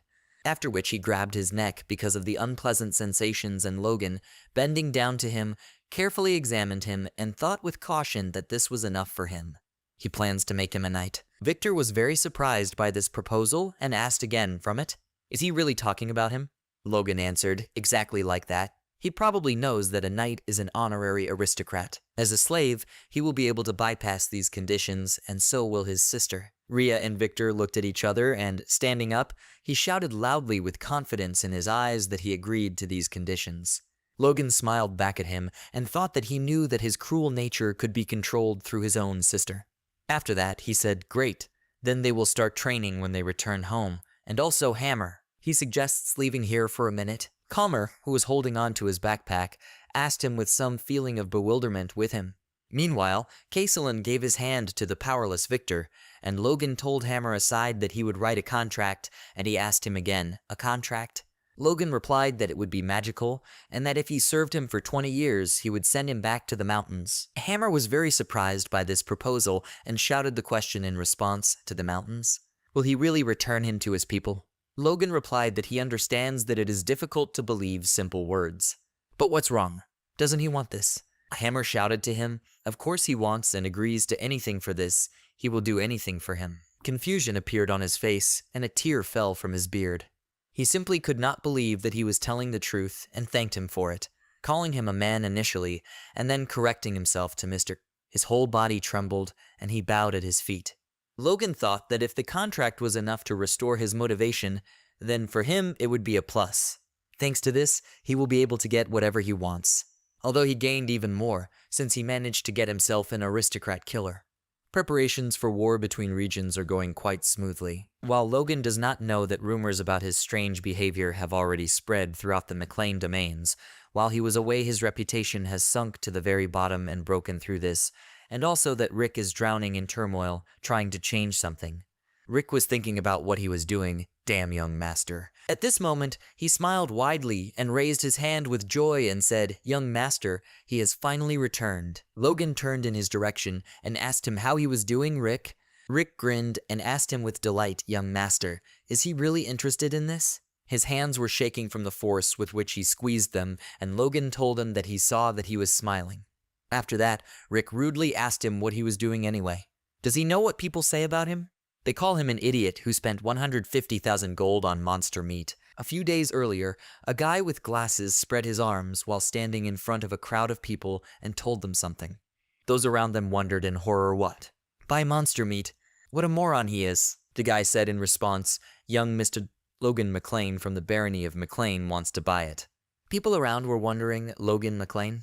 One of them heard about this. This is the guy who ruined his engagement. Another man standing next to them shouted, is he talking about the guy who abused his fiancée?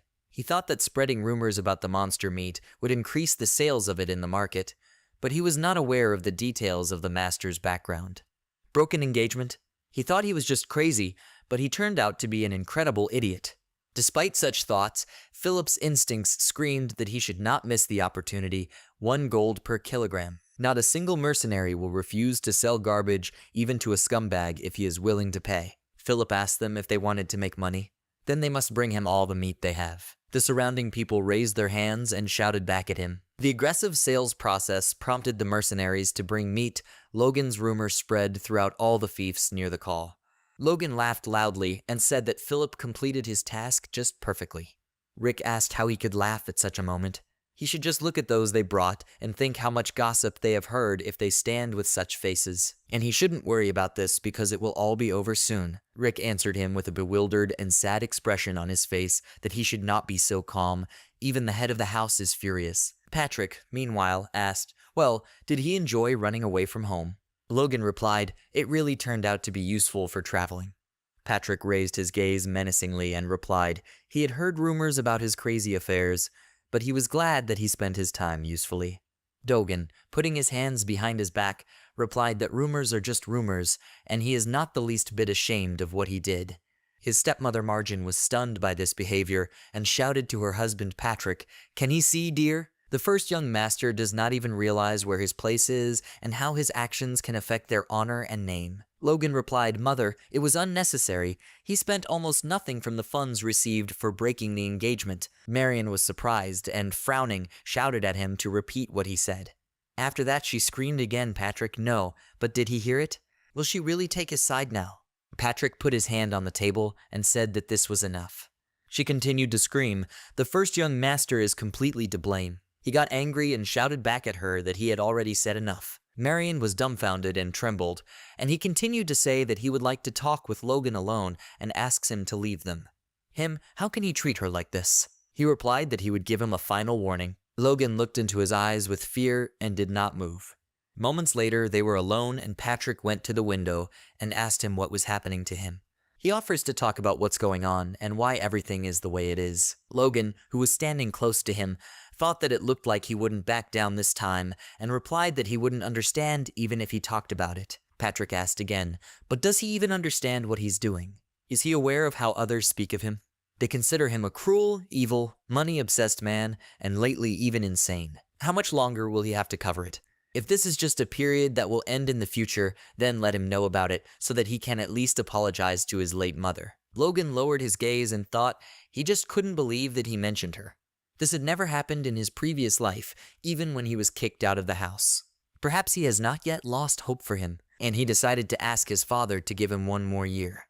After this time, he will understand why he is doing this now. Let him do him this favor, father. In all honesty, he said these words and Patrick was dumbfounded when he listened to him.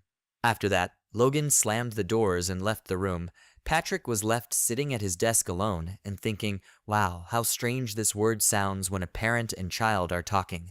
In his hand was a special medallion, the chain from which rang in his hands, and he thought, if Logan does not answer for his words in a year, then he will have to make a decision, because first of all he is the head of the house, and only then his father. Inside the locket was a photograph of a beautiful woman named Riene, and he apologized to her because he had no idea what he was up to. He promised to protect him at all costs so that he would grow up to be a good person, but it looks like he should have been more careful. Meanwhile, Logan came across Ronian and with a red face shouted his name, after which he asked him in surprise, has he already awakened his power? Ronian clenched his hands into fists and with the same contented expression showed him his skills. Magical power emanated around his hands and he said he knew that he could handle this too. Logan grinned and said with a smile on his face, and he's only 14 years old. At the same moment, he thought, in his previous life, this did not awaken until the War of Regions, but now it happened faster. Ronian replied, "It's all thanks to him." Logan asked him again, "But how did this happen?" He answered, "The knights tried to prevent him from meeting him when he returned and then—" But before he could finish speaking, Logan grabbed him by the shoulders, turned his gaze to the knight standing next to him and asked what. The knights began to scratch their heads with embarrassment and look in different directions. And Logan mentally wonders, did he awaken this to see him? And when this happened, did he manage to break through 2 knights? Ronian beamed with pride in himself, and Logan laughed and shouted to him that he really did well. If he teaches him the secret of the divine sword, then when the power stabilizes, he will be able to become much stronger than in his previous life. A house in the south of the barony, Logan arrived there and told Dwayne that he had returned. He was surprised and told him, "So it's him, young master." He replied, "Here are the 350 rank mercenaries he asked to hire." The surrounding men began to whisper among themselves, "Is it him?" Whoever called them here then left them in this crumbling house for 10 days. They weren't fooled, were they? The Baron's family wouldn't get involved with the mercenary guild unless they went crazy. Who knows? Maybe they really are crazy. There are already bad rumors about this guy. Let them look at how he wears a sword and armor. Is he trying to look like a knight or something? Logan got angry and thought, God, he needs to pacify these scumbags fighting for their lives now, otherwise they will not be controlled. He called one of the guys standing in the crowd, addressing him rudely, and he asked again, pointing his finger at himself in bewilderment, what was going on. Is he talking to him? Logan asked, in his opinion, he looks funny in armor and with a sword. He was very surprised and replied that he didn't understand what he was talking about, and at that very moment he wondered how he could hear him from there. He replied, of course, that he didn't think so, otherwise he would have to answer for his words, but a mercenary of rank does not have abilities that could allow him to look down on others. The man was dumbfounded with bewilderment, and Logan asked him again, did she insult him? Looks like even an insignificant person has pride. He should come forward. If he can hit him at least once, he will immediately pay him a year's wages and let him go. Everyone around him was very surprised at this proposal, and he continued to say that he was betting his honor as an aristocrat on this, and the rest would be witnesses to his promise. They stopped opposite each other, and the man answered him, okay. He won't go back on his words, will he? They came close to each other, and the man turned out to be much taller than Logan himself, and looked at him from above with a greedy smile.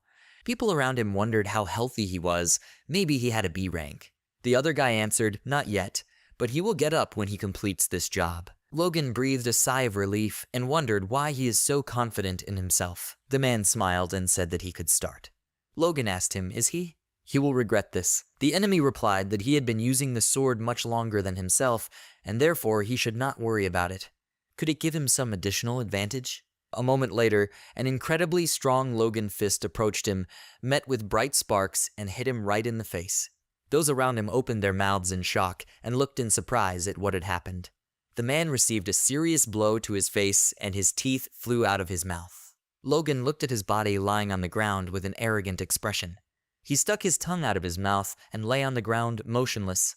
Everyone was surprised by the incident, and Logan simply straightened his armor with his hand and exhaled again, smiled, clenched his hand into a fist and asked, who else wants to discuss it here? No one understood. Is he already using his power at that age? This is just funny. Kaisolin, who stood nearby, also looked at him in surprise and thought he considered him unusual, but did not suspect that he was so good. Logan said, it looks like there are no people here at all. Then have them allow you to formally introduce yourself. He's Logan McLean, the one who called them here. Many people are probably curious about why he spends money on mercenaries. He plans to turn them into crossbowmen and cavalrymen. Having proposed this idea, he looked enthusiastically at those around him, who frowned at him and were dumbfounded. They started talking to each other about what was going on. Did he say something about cavalry crossbowmen?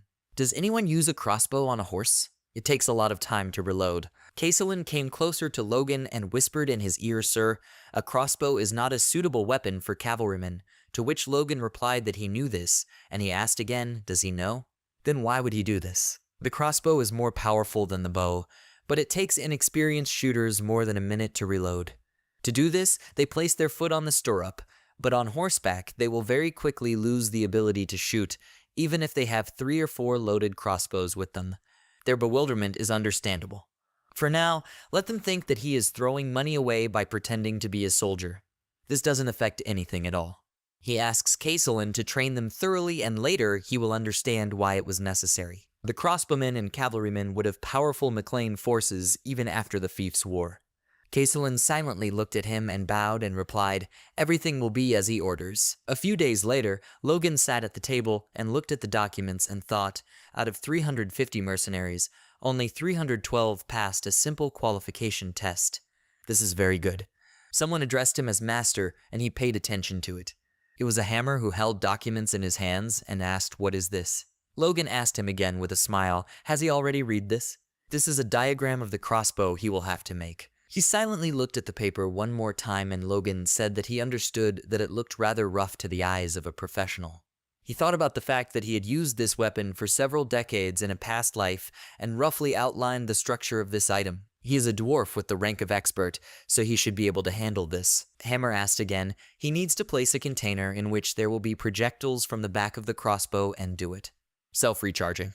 Also, is it supposed to shoot 3 times in a row? And who came up with this terrible idea?" Logan answered him, which is why Hammer frowned. He felt ashamed of his words, and he tried to correct himself and spoke out, "If you think about it, this is very innovative." Logan smiled and blushed after his praise, and Hammer continued to speak, but the intertwined cables in such a mechanism would not hold up and break, and because of the wooden box at the back, the shooters would be uncomfortable. "How to be?" Logan asked how he knew this. He looked at him questioningly and told him that he needed to decide this.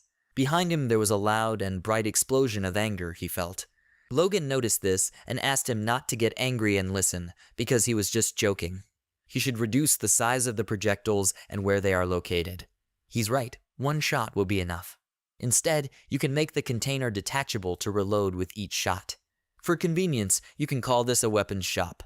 Hammer responded in surprise that this was incredible. Even in the hands of a professional, a crossbow will not fire twice in a minute. This will be the weapon of the new time. Logan thought with a smile that this would be invented in the future. Hammer squeezed the paper more tightly in his hands and said, "And all it takes is a container, a spring, a little wood, glue, and a bowstring." These are very motivating challenges. Everything is fine, and he will try to do it. Logan crawled closer to him and asked how long he thought it would take. He asked again, is he asking him to create something he has never heard of in a certain period of time? Logan answered him, "People invented these weapons." Hammer was very surprised by his words and exclaimed, "What? This simply cannot be. Where and who?" Logan, because of his mistake, was in a state of discomfort and answered him, "It doesn't matter. If he thinks that he can't handle it, then he should give up." Calmer answered, "God, okay, he can do everything in a month. He will create something much better. He's still learning what it's like and dealing with the dwarf's ego." After some time, the action moved to the street. Victor was running at incredible speed in an unknown direction and trying to catch his breath. Logan gave him a workout and shouted with dissatisfaction. He slowed down again. He can do better. Victor continued to try to pass these tests. His face turned red from loss of strength, and he clenched his teeth from the tension. Logan frowned and thought, since they arrived, he had only fed them and let them sleep. Food can change you beyond recognition. His legs began to shake. Logan noticed immediately and shouted at him to rest as Victor fell to the ground. He stopped and tried to catch his breath, when suddenly Rhea ran up to him and shouted, "Brother." Logan, who was watching what was happening, was thinking, a 14-year-old guy who, smaller than his peers, ran 20 kilometers without a break. He is quite talented, but what he likes most about him is his perseverance and endurance. He shouldn't have worried. Rhea wiped the sweat from his face with a towel and gave him a jug of water, tending to him with care. Logan thought, it's obvious that he was not a killer from birth, which means his life has changed a lot. He smiled when he looked at his sister, and Logan became sad when he suddenly shouted to him enough. He should get up, and it's time to move on to the next workout. Victor rose to his feet, and Logan shouted to him, he will study the sword technique of the Kingdom of Grandia. Every knight student masters it. He threw the sword into his hands and asked him to look at it and learn to do the same, rolling up the sleeves of his jacket. He gripped the sword tighter and swung it in the correct manner, showing him this movement. Victor looked at him carefully and thought that he was very tired. He dreams of losing consciousness and falling asleep right here. But if this is the price of good food and sleep, then he clenched his teeth and blood poured out of his mouth, after which he angrily swung his sword and repeated this movement after Logan, who was dumbfounded for a moment when he saw the technique of Victor's movements and thought. He repeated the exact movement and even breaths, and this was the first time he showed it. It is unlikely that Ronian was as good at his age. After these thoughts, he smiled and said out loud, if he breaks his stamina and perfectly executes the kingdom technique more than 1,000 times in a row, he can be called a knight. Victor looked at him carefully and asked with delight, a knight? His cheeks turned red from the idea of such a life, and Logan asked him with a smile, he can handle this, right? Victor shouted back, that's right. Logan said, well, if he needs something for training, he will have to tell Rick about it. He will most likely be able to get him anything. Victor replied that he didn't need anything, and Logan asked him again, is he really sure of this? Victor replied, let him just continue to look after his sister, and that will be enough. Confidence was expressed in his gaze, and Logan, with a smile on his face, thought that this was simply excellent. Victor will not be able to go to war, but in the future he will become a huge support for the McLean family. And also, now the next position. An army of mercenaries and new weapons will become a formidable force, but you shouldn't rely too much on them. The hammer may not be able to get a good crossbow, and even if he can handle it, there is a chance that the mercenaries will not master it. Since he's essentially put everything in the hands of others, he needs to come up with a backup plan. So he's saying he wants to join the Knights' training. This question was asked by Patrick to his son. Logan stood confidently in front of him and shouted, that's right. After some time, a new day came, and a man in armor named Heinkel, who was the captain of the knightly order of the McLean family, shouted, attention everyone. From today, the first young Master Logan will join the training of their knightly order. The surrounding knights wondered in bewilderment. What was going on? Did they hear right? Is first young Master going to train? He defeated the Dominion, and now the knights seem like some kind of joke to him. Heinkel at that moment remembered his conversation with Patrick, turning pale with anger. He stood in front of his desk and asked, is he going to send the young master to train with the knights? But they won't be happy about it at all. Patrick replied that he was not asking to be treated specially. Better let him warm him up like a new recruit. Heinkel grabbed his head and thought in horror, even if he said so, but this is his master's son. It would be easier to treat him well. Logan turned to him and asked him not to worry when he saw how he grabbed his head, and said that if during this week he catches up with the others in academic performance, then he will pretend as if nothing happened and leave them alone. Heinkel opened his mouth in surprise, and a moment later was able to answer him that everything was fine, reflecting with a satisfied expression on his face that this week the level of difficulty of the training would increase 3 times. After some time, the knights were incredibly tired while practicing. They completely lacked the strength to do certain movements. Many knights carried their buddies on their backs and shouted while drops of fatigue dripped from their faces, what kind of training is this? Heinkel shouted to them with contentment, and they are preparing to die. They are cavalry. Is it possible not to know what it's like for horses? They should feel how difficult it is for them when they are fully equipped. The knights turned to him and wondered what kind of nonsense he was talking about. One of them said that he was surprised when he said that they would train in armor. They have to go through because of that terrible troublemaker. But he won't last long, maybe 3 days, although most likely he won't last even 1 day. Logan absolutely also repeated all their movements and training, and suddenly began to outrun the surrounding knights and ran into the distance of the forest, being the first. The knights did not wonder what was happening and looked questioningly in his direction. Heinkel, also looking after him, understood that this was simply incredible. Is he really the leader among the knights? On top of everything else, he smiles. At this rate, not he but the knights will fall behind the program. He clenched his teeth in rage and looked at the ground, after which he sharply shouted to everyone to stop, and Logan did not expect to hear this and was surprised. He shouted to rest for 10 minutes, and all the knights tried to catch their breath while sitting on the ground. Logan let go of his partner, and Heinkel approached him, who smiled and asked him, young master, is he coping with the task or is he tired? At that moment, he was thinking that this was obvious. Just let him answer him honestly, and he could cancel this crazy training. Logan replied that this was tolerable for him, and Heinkel asked in bewilderment, what? Logan replied that this was a pretty good training. Knights go through this every day, and therefore are probably strong. He is looking forward to the next training. Those lying on the ground from fatigue looked in horror at Heinkel, who did not expect to hear these words and thought, this is absolutely not what he was looking for. Logan looked at him questioningly with a grin, and after a while night fell on the street. I looked around and wondered, have all the knights left? Training with them is his insurance in case all his plans fail. If all else fails, he will join the knights and fight on the front line, so you need to get close to them now and establish a connection, and even though his strength can be developed through meditation, but it is also important to train your body. This is what the training of the Order of Knights is useful for, recreating a bright magical flame near his chest. He said that he knew it would work. Since the core of strength is growing, he does not even feel any fatigue. At the same moment, he sharply pulled out his sword, closed his eyes, and swung it with another sharp movement, after which the sword glowed with flame, and he wondered, is this the power of the 1-star core? Maybe when he reaches the 2nd star, he will gain the strength to match a high-ranking knight like his father. His face flushed with satisfaction as his body trembled. After some time, some examples of weapons appeared in front of him, and he shouted that this is a failure, this too. Didn't he come up with anything else?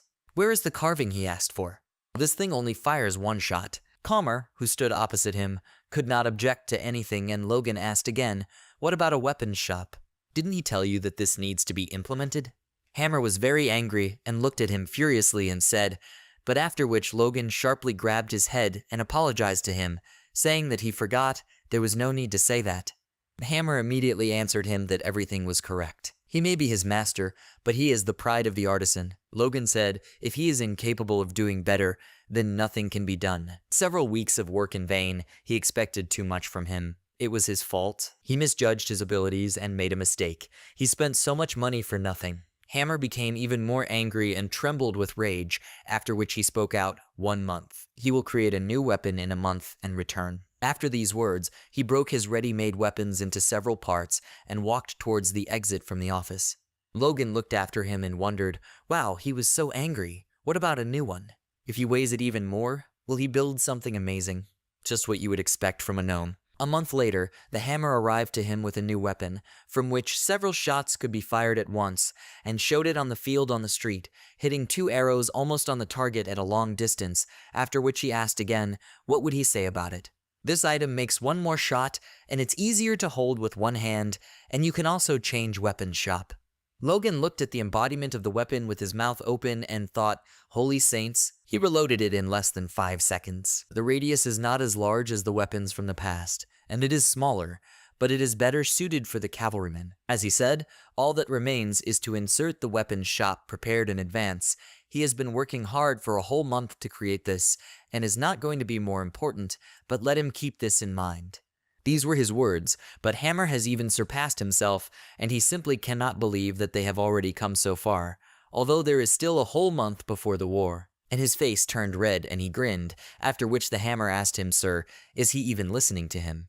Logan grabbed him, lifted him up, and said with a feeling of incredible gratitude that this was a great job. He did a good job, Hammer. Long live the dwarves, long live the Hammer. He was very angry because of such actions and shouted they could be seen. He is not a child. Logan looked at him with delight and said again, Hammer. He asked him again, what?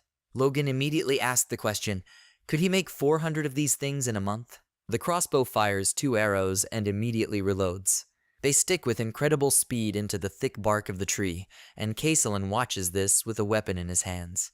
The 2 mercenaries, seeing this, say in shock, this is amazing. It lies very far away. Besides, it shoots several times in a row. This is a very interesting crossbow. Even Castellan wonders how this weapon can do such a thing. Is it muzzle loading and shoots at a long distance with such and such speed? If you equip this army of more than 300 cavalrymen, it's even scary to think about the consequences. So afterwards he turns to Logan McLean and notes that he is truly an amazing person. Is this what he meant when he spoke about crossbowmen and cavalrymen? He confirms with a satisfied smile, yes, sort of like that. At the same time, he understands that it was not easy for the Hammer. Other masters helped him, but it was impossible to predict that his order would come 2 weeks ahead of schedule and even make an additional 100 crossbows. Hammer, after all the work done, simply lay on his back and held a sign that said that he was now on a break. But at the same time, Logan still waved his hand at him with a smile and said that they would be very useful to him. At the same time, he thought that a dwarf with the rank of expert was something. He would like to share it with both the knightly order and the soldiers, but he has financial problems. And technology leakage, the poet therefore needs to slow down his ambitions for now. Then, turning to Castellan, he orders, from this day on, the mercenaries must take crossbows and go to defend the mountains outside their territory. He heard this confusedly, asking what? But Logan McLean, not wanting to listen to the refusal, defiantly asks, does he want to say that this is impossible? But he immediately looks away to the 2 arrows that are still sticking out of the tree and thoughtfully answers, maybe this will work out. But Logan, taking a step forward, corrects him. Not only can he must make it happen. Otherwise it was all in vain. Then he turns to the mercenaries and asks each to take a crossbow. Castellan, looking at him, thinks he wouldn't develop such a weapon to kill monsters. Is he really preparing for war? When the snow gradually melts and lush grass and bright yellow dandelions slowly sprout on the ground, the knight says with admiration, wow, he has tremendous stamina. Logan McLean runs forward at this moment, carrying 2 knights on his back. Watching him discuss this, it's just funny. Is it about genes? He drags for 2 at the same time. If he takes after his father, he must be good with a sword. And yet, they should remember the Dominion. How can you compare him with an old man? After all, he lost to his own younger brother when he had not yet awakened. But despite this, it is quite surprising that he has been able to withstand all the training for a month now. Training that was originally designed to oust Logan has now become entrenched within the order. 2 knights, having finally taken off their equipment with pleasant fatigue in their bodies, are happily talking. It was difficult, but it is more useful than just running, right? This is how you need to train in a knightly order. They suddenly became an incentive for low-ranking knights who usually did everything carelessly. The man approached the horse and gently stroking it asked, Ray is difficult to carry him, right? He is grateful for it. They also created a knight, what it was like for their animals, and began to empathize with them. Sitting on the other's back, a little bashfully asks, is he heavy? Yes, he just moved yesterday. Replies that it doesn't matter. He heard this fool. Strengthening ties between knights has become a bonus. Heinkel, watching their trail with a smile, thinks he continued to train them like this because the young lord did not leave, but the result surprised him. Thinking about this, he looks adoringly at Logan's back while a proud smile blooms on his face. This is his lucky talisman, which came to him on its own. Logan McLean feels this look, rubs his neck in embarrassment, and is perplexed. Now he has very strange feelings. As night falls, a bright glowing moon appears in the cloudy sky. He, sitting in his room on the bed with his eyes closed, thinks intently. Having exhausted his body with training, he will begin to stimulate inner awareness through meditation. Repetition and coordination of this bears fruit. He has recently noticed signs of a change in power. If he can improve this as planned, then the Superman, or a master and archmage, will no longer be a threat to him like in his previous life. After Logan slowly exhales, and immediately a core flares up opposite his heart, and then he begins to read special spells. At the same time, he begins to emit bright light and fiery tongues of aura.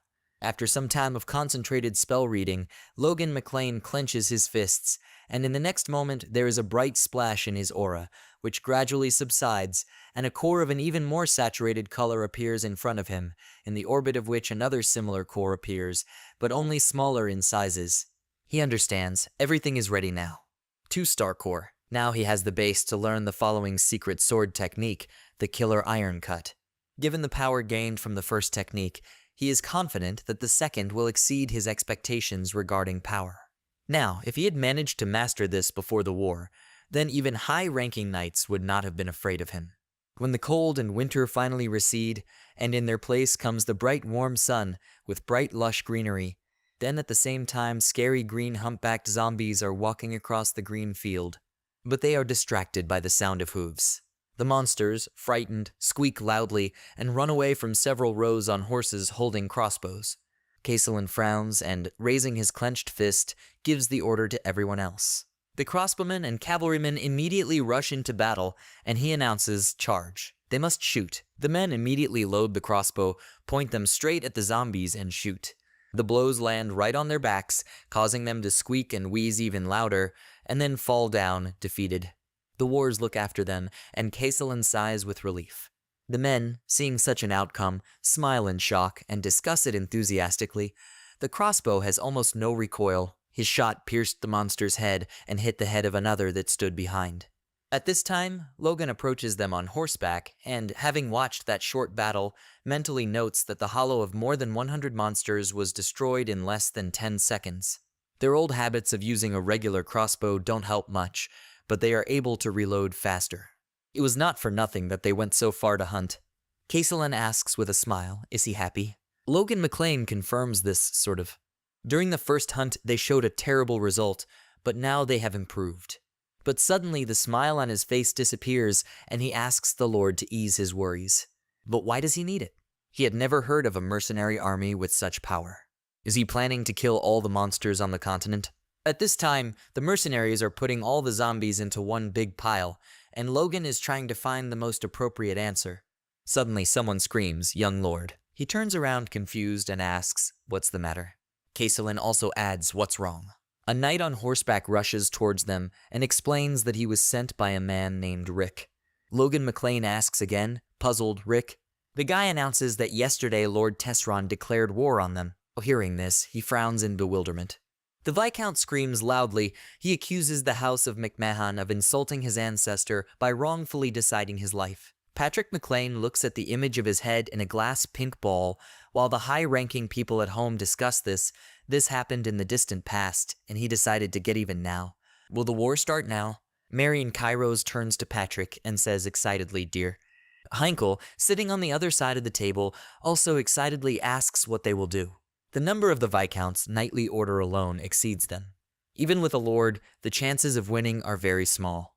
Discussions also begin at the long table. They should request support and send a knight to guard the city. But in this case, if the knights, who have power, are forced out, then the city will plunge into chaos. No, first they need to send an envoy to negotiate a truce. Finally, Patrick McLean cannot stand it, and frowning heavily, he hits the table with his hand and announces silence. Even though his family's power is not as great as before, yet these people constantly declare war without any particular reason. It is obvious that this was planned on purpose. Did they even think before they mentioned the world?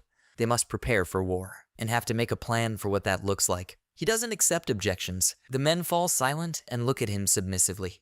Marion also looks up at him with a pitying look. Only one among the courtiers timidly raises his hand and clarifies, "Will the young master also participate in the war?" Hearing this surprise, she first turns to the man, then looks at Patrick, waiting for his answer. He approaches the window and coldly replies that his sons will go to war along with the others. Ronian has awakened him, and Logan is old enough to make his own contribution. After his announcement, whispers begin once again, by the way, about him. There was a rumor that the young lord was training with the knights. Since they both can use force, they will give them more support. Rick, who at that time was standing near the wall with the rest of the servants, realizes with horror that things are bad. Lord is leaving now. Then, running along the long corridor, he realizes that he must report to him about what happened immediately. Finally, the messenger is sent and wrote and sums it all up. This is what happened. Logan McLean frowns seriously and wonders. According to his memories from his past life, the war was supposed to start only in 2 months. What could influence this? The brown-haired friend insists that the young lord must hurry. They will undoubtedly ignore all customs and go straight to fight. They need to leave now to at least make it to the middle of the battle. Hearing this, he clenches his fists and understands that there is no time to think.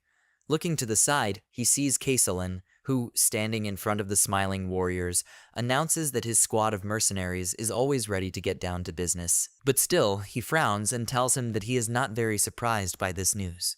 Caesalin still explains with a smile that they are now in such a state that they are also ready to start a war. Logan sadly notes that this sounds terrible, but he insists they have excellent weapons in their hands. It is obvious that they want to take advantage of this. Logan McLean continues to look at them and understands that these guys are too self-confident. But smiling, he also notes, but they are confident for a reason. They left no chance for the flock of monsters that had increased since last winter. But what's the point if the war has started? They just need to win. Now they have enough strength for this. The McLean house was in a fever from the news of an unexpected war, but all 314 people were confident of their own victory. Among the Green Forest, Caesalin's order is heard. A detachment of mercenaries must prepare to move out. The war began earlier than Logan planned. The day after this announcement, Tesron troops appeared in the McLean territory. Their numbers exceeded the vassals' expectations. A knight bursts through the door into a bright room filled with light and announces that there are about 100 single knights, about 1,000 soldiers in the regular army, and about 10,000 cavalrymen. This is a massive war. Patrick McLean, hearing such numbers, screams in horror. What? Has Tesron gone mad? Then he begins to shake when he realizes that they will have to face not only the forces of the knights, who are like supermen for ordinary people, but also the cavalry. And this is in a war between fiefs and not nations. Gritting his teeth, he suddenly wonders, why go this far? A male friend fearfully adds, and also the Quiros house said that it would not send them help. Marion, hearing this, frightened, asks again, what? This can't be. He must have made a mistake. But the knight adds that Dwayne said he had addressed them several times. She immediately begins to tremble as she insists in a trembling voice, no, she must see each other in person. Patrick at this moment feels anger overwhelm him and announces that they must gather all the men who can hold weapons. They will answer them all with their own strength. The man immediately answers, that's right. Confidant, the House of Quiros turned away from them. Once near the city, McLean gathered as many people as he could to fight Tesran. Among them 53 knights, 552 regular soldiers, and 418 conscripts. And that 523 people. The knight, looking forward, shakes with horror when he sees the approaching equipped and armed cavalry. At that moment, he, along with Patrick and Heinkel, came forward, mounted on horses. That's not even half of Tesron's number. Patrick McLean, seeing such a picture ahead, sighs heavily and frowns. Questions arise among the knights. Where is the first young lord? Didn't he hear? He left a long time ago and hasn't returned yet. At such a time it cannot be. Probably shouldn't wait for him. He ran away when he heard the news. All this whisper is heard by Ronian, who turns to them angrily and asks, what are they talking about? He would never do that. Afterwards, he remembers how he watched Logan, who was holding a sword in his hand, emitting an aura, and turning to him said that he would soon teach him a secret technique. They should work together to save their family. Then Ronian McLean realizes that his brother knew that war would happen. He couldn't just run away. But the men, as if not paying any attention to his words, continue to ask each other, has the first young lord escaped? So the rumors are true. He escaped? Ronian turns to them to object again, but suddenly Patrick McLean turns to him and announces that he will have to replace his brother. He must remain determined no matter what happens. At this moment, he also wonders why he can't believe it.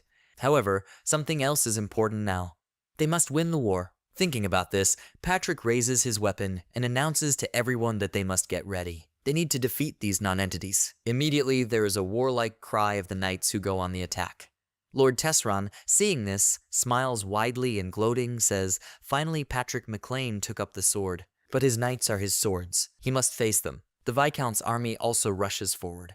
At this moment, Patrick, decisively moving forward, activates his aura, which begins to emanate not only from the horse, but also from his weapon.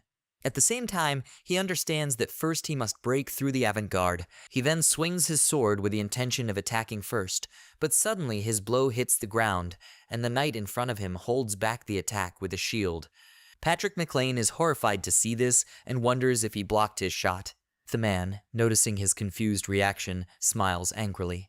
Rick tries to catch his breath from the surging feeling of fear, and clutching the spear more tightly in his hand, looks to the side.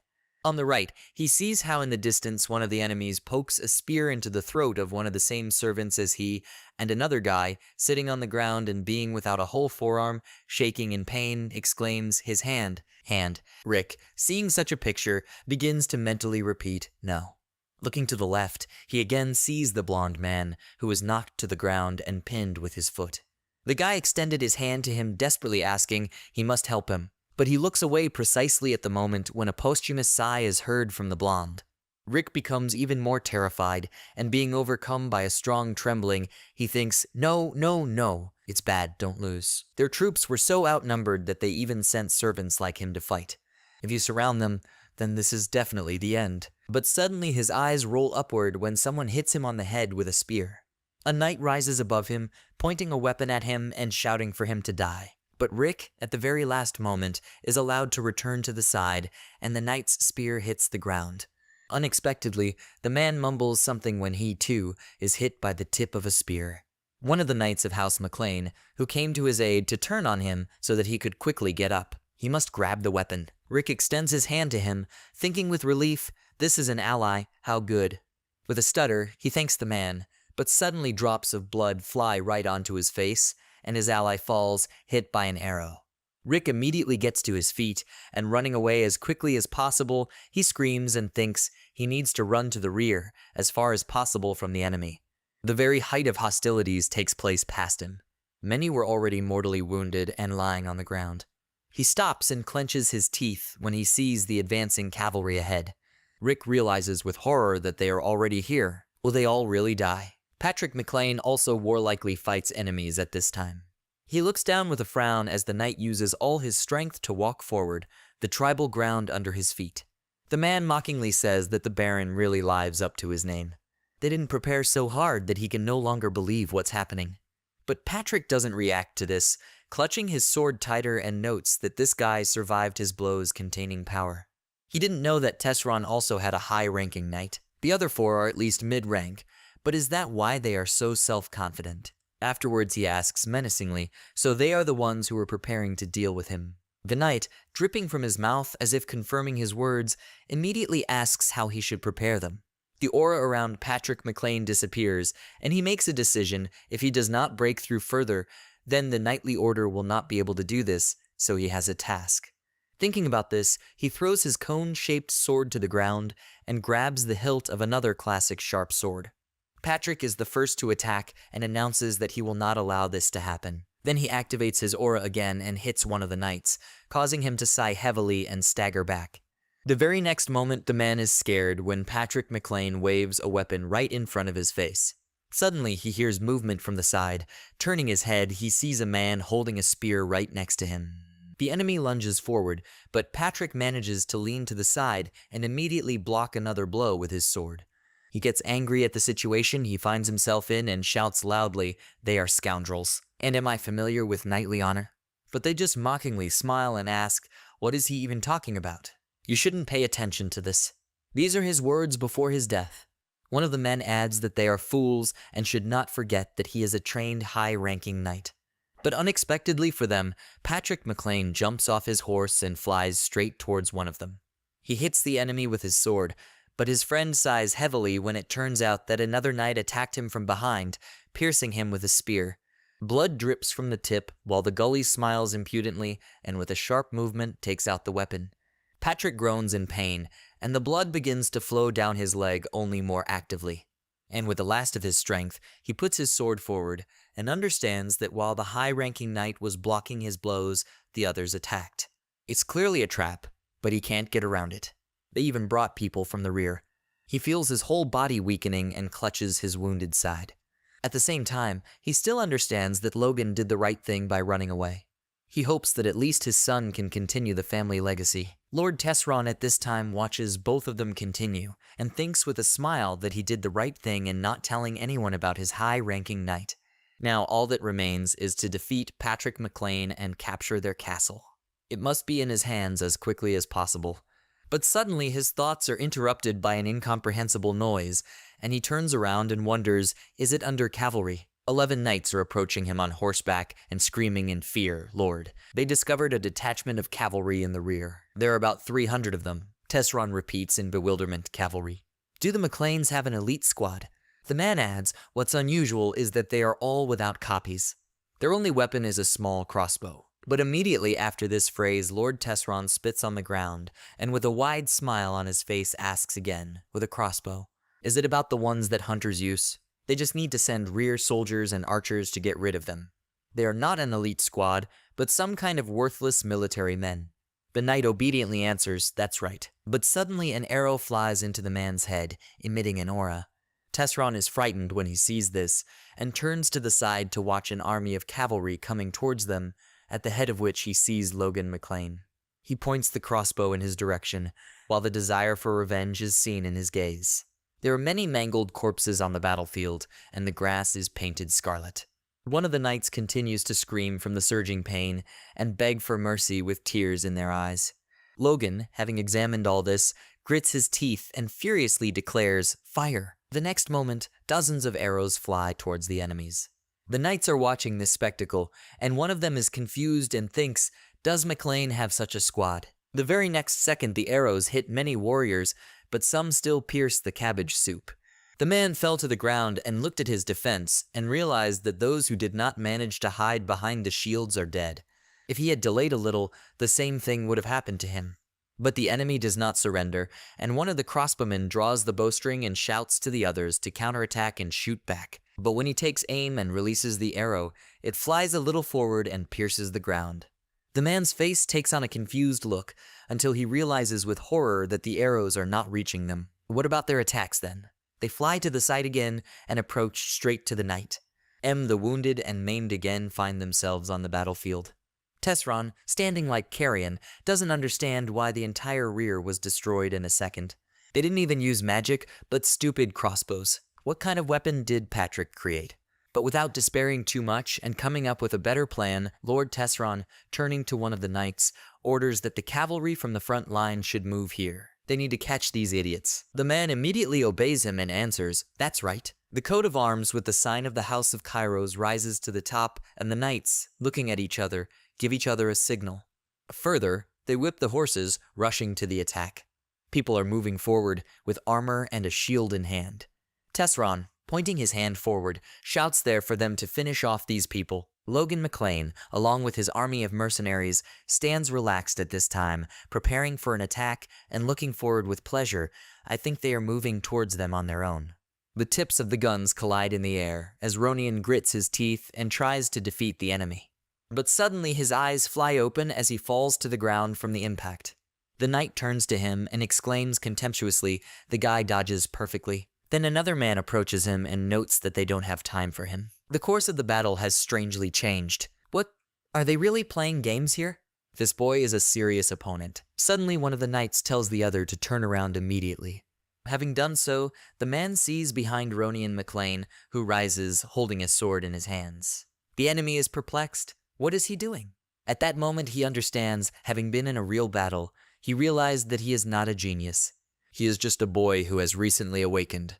But you can't lose to him. Then he remembers the words of Patrick, who announced that he would have to replace his brother.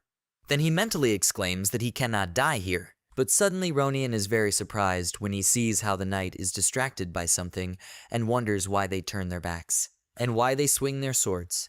But whatever the reason, this is his chance. Realizing this, he rushes forward and extends his hand with the sword, striking the man.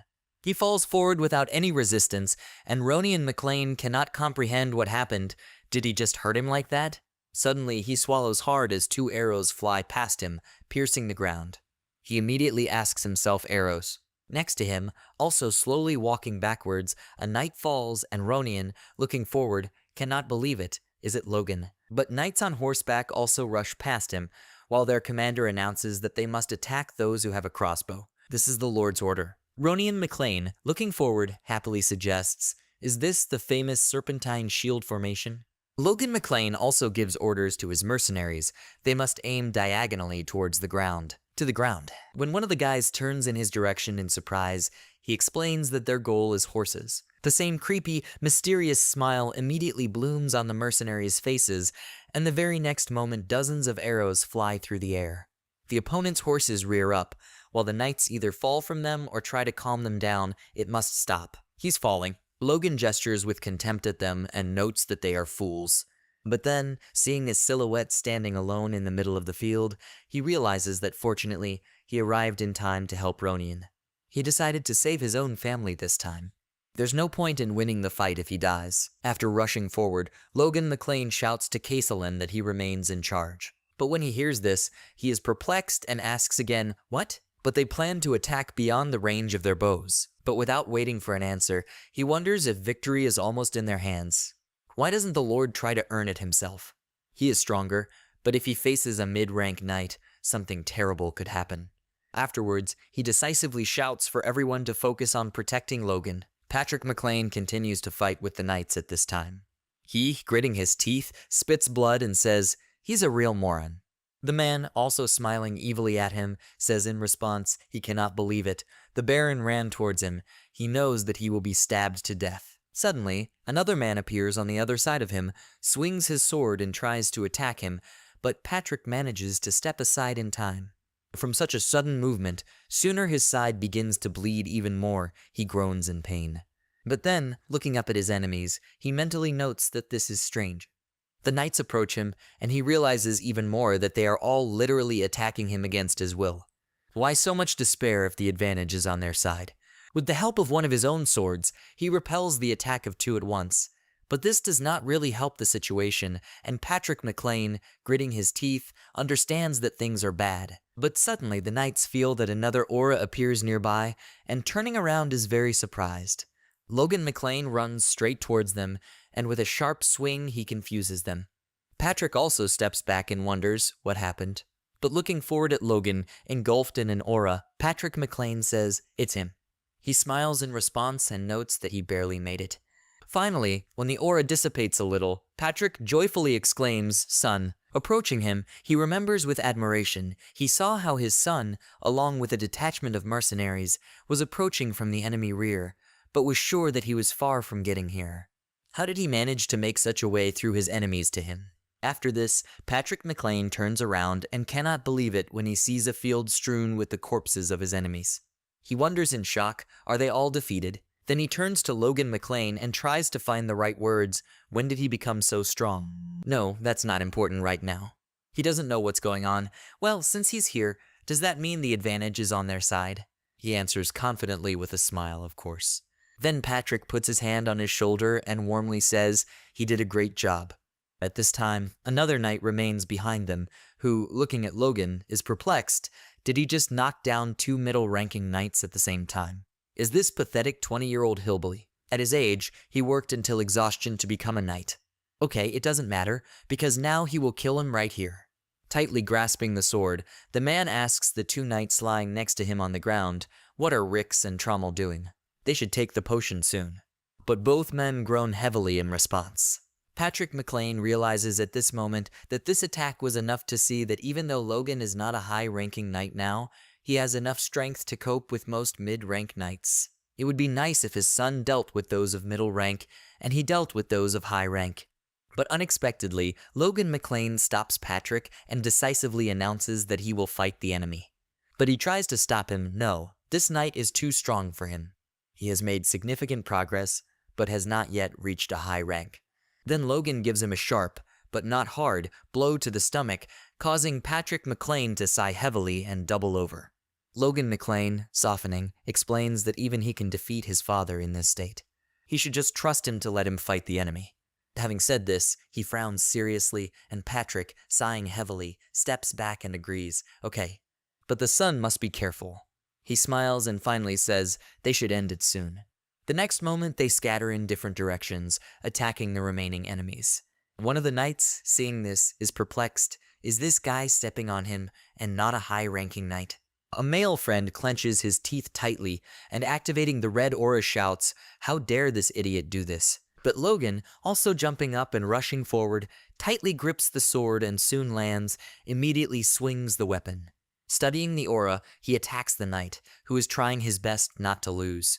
Logan McLean still does not lose his determination and throws the man back. He exclaims angrily how. At this moment he also thinks, even though he is injured, he does not feel any remarkable strength or high level from this guy. However, since he is pushing him, it means he is giving his best.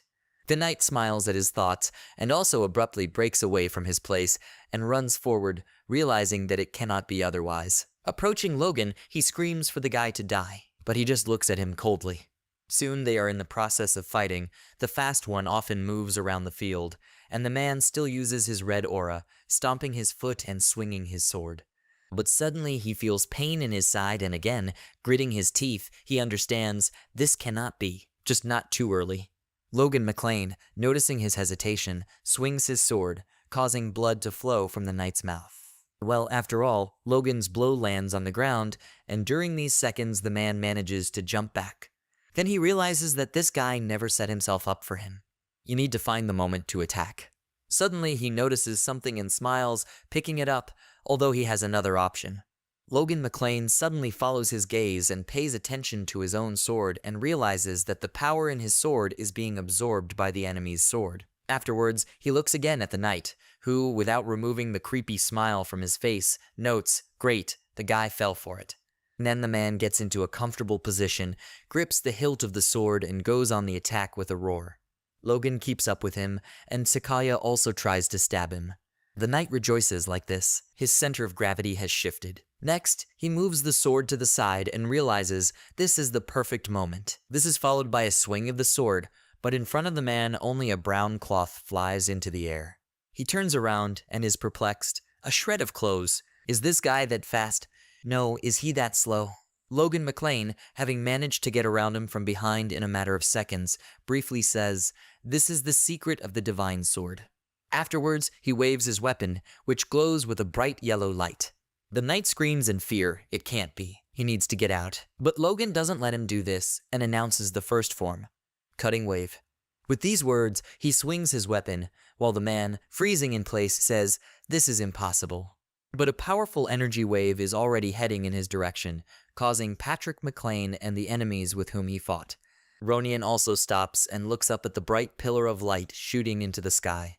But when everything passes, Logan McLean spits saliva on the ground and looks at the mark in the ground that his attack left.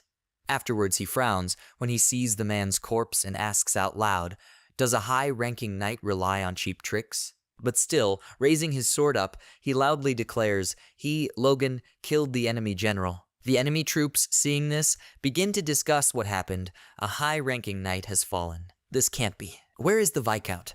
Did they even get to him? It is unknown, but the flag has not been seen for a long time. Suddenly, one of the soldiers throws a sword on the ground, and another knight immediately turns to him. What is he doing? Has he gone crazy? But the man fearfully replies that they need to surrender in order to be saved. He doesn't want to die. But the blonde still can't believe it and asks how he can do this. The rest of the knights who saw this first freeze, and then also laying down their arms, I declare that they will not surrender. They all give up. Suddenly, in the middle of the field, a desperate cry is heard from Rick, who, with tears in her eyes, announces, "Long live young Lord Logan." The McLean knights also exchange glances with each other and smilingly begin to rejoice. Long live the young lord. Long live Logan McLean. Someone is still trying to stop them and reminds them that they are Cortina. The battle is not over yet. When cloudy night sets in, the clatter of hooves is heard on the small path. Lord Tesron, sitting on this, is perplexed. At what point did everything go wrong? He has been preparing for this fight for 3 years. He even requested the help of other aristocrats and gathered 100 knights. What a red-haired idiot. His cavalry and weapons ruined everything. Then he remembers Logan and, waving the reins, realizes he needs to get home first. That way he will stay alive. Soon he actually approaches the wall of his castle and dismounts from his horse and approaches 2 guards. Tesron hurriedly shouts for them to open the gate. Their lord is back. The knight, seeing him, repeats in bewilderment, "Lord." After that he salutes, but suddenly another guard, pointing his finger forward, asks what.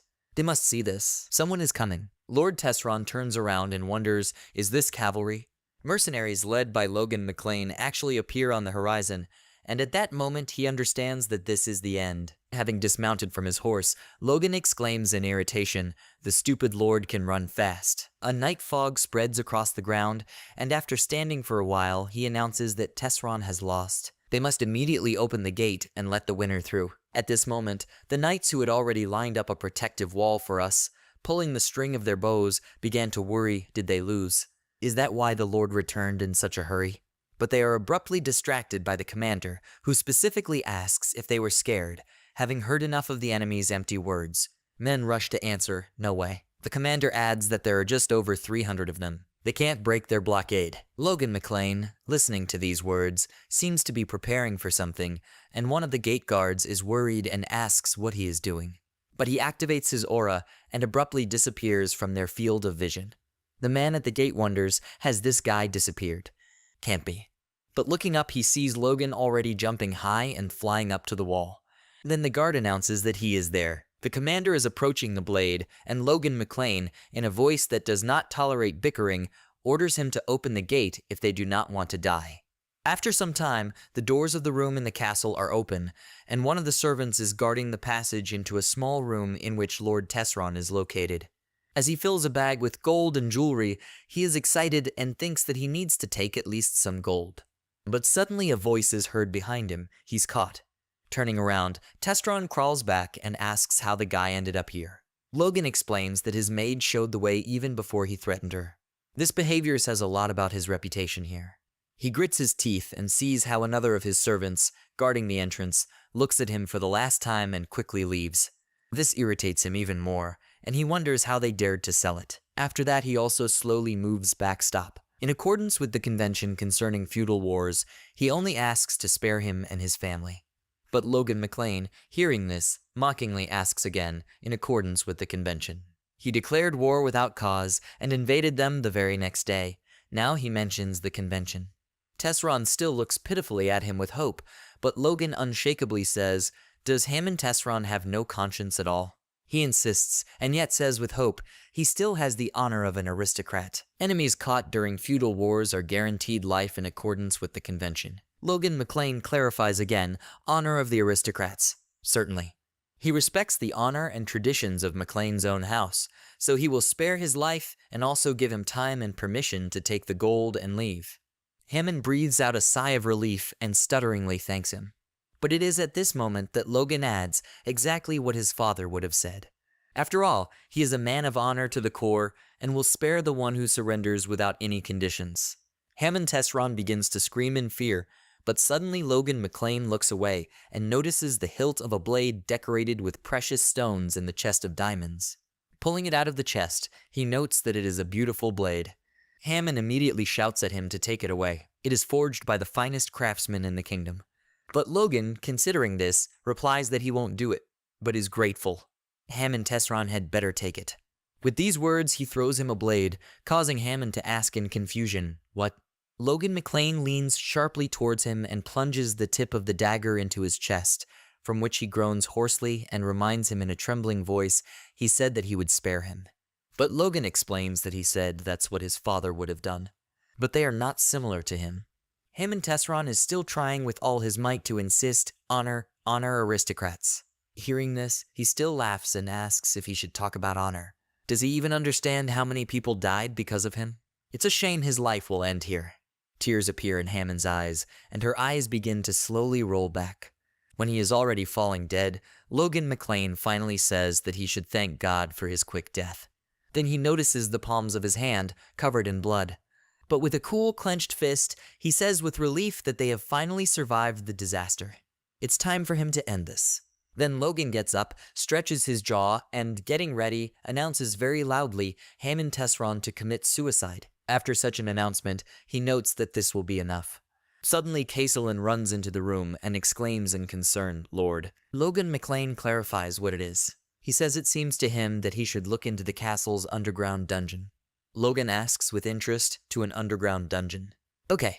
A few days later, when the setting rays of the sun illuminated the clouds floating across the sky, turning them red, he meets Patrick McLean, who, with a bandage on his head, approaches him and replies that he arrived at Tesseron Castle as soon as he left.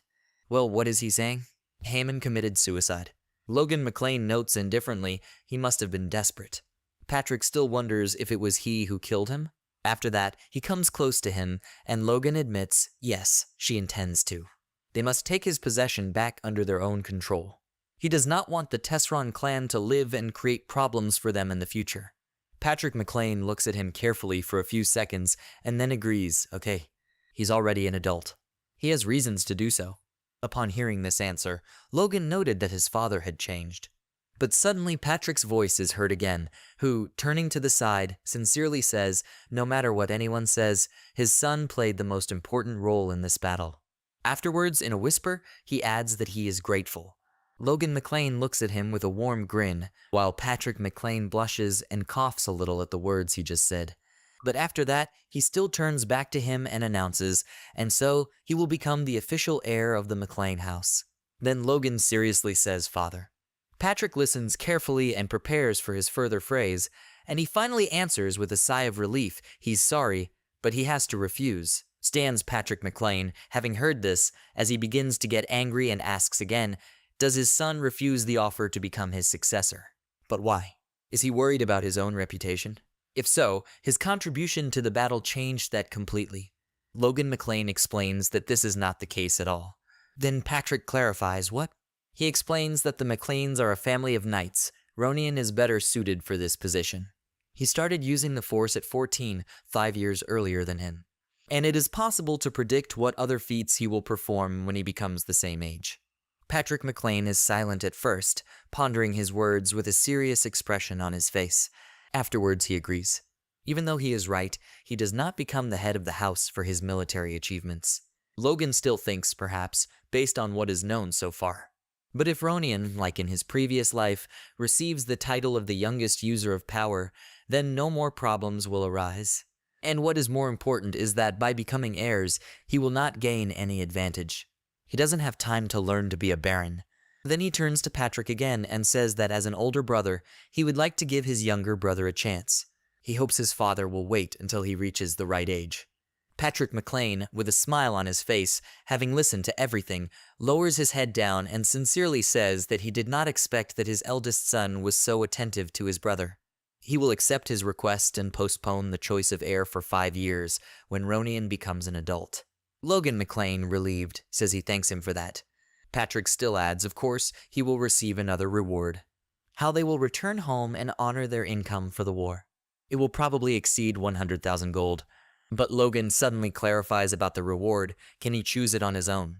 Soon, one of the city's guards announces that the gates must be opened. The Knights of House McLean are back. Patrick McLean, Logan McLean, Ronin McLean, Heinkel, and the rest of the mercenaries slowly ride along the streets of the city past the jubilant crowd on horseback.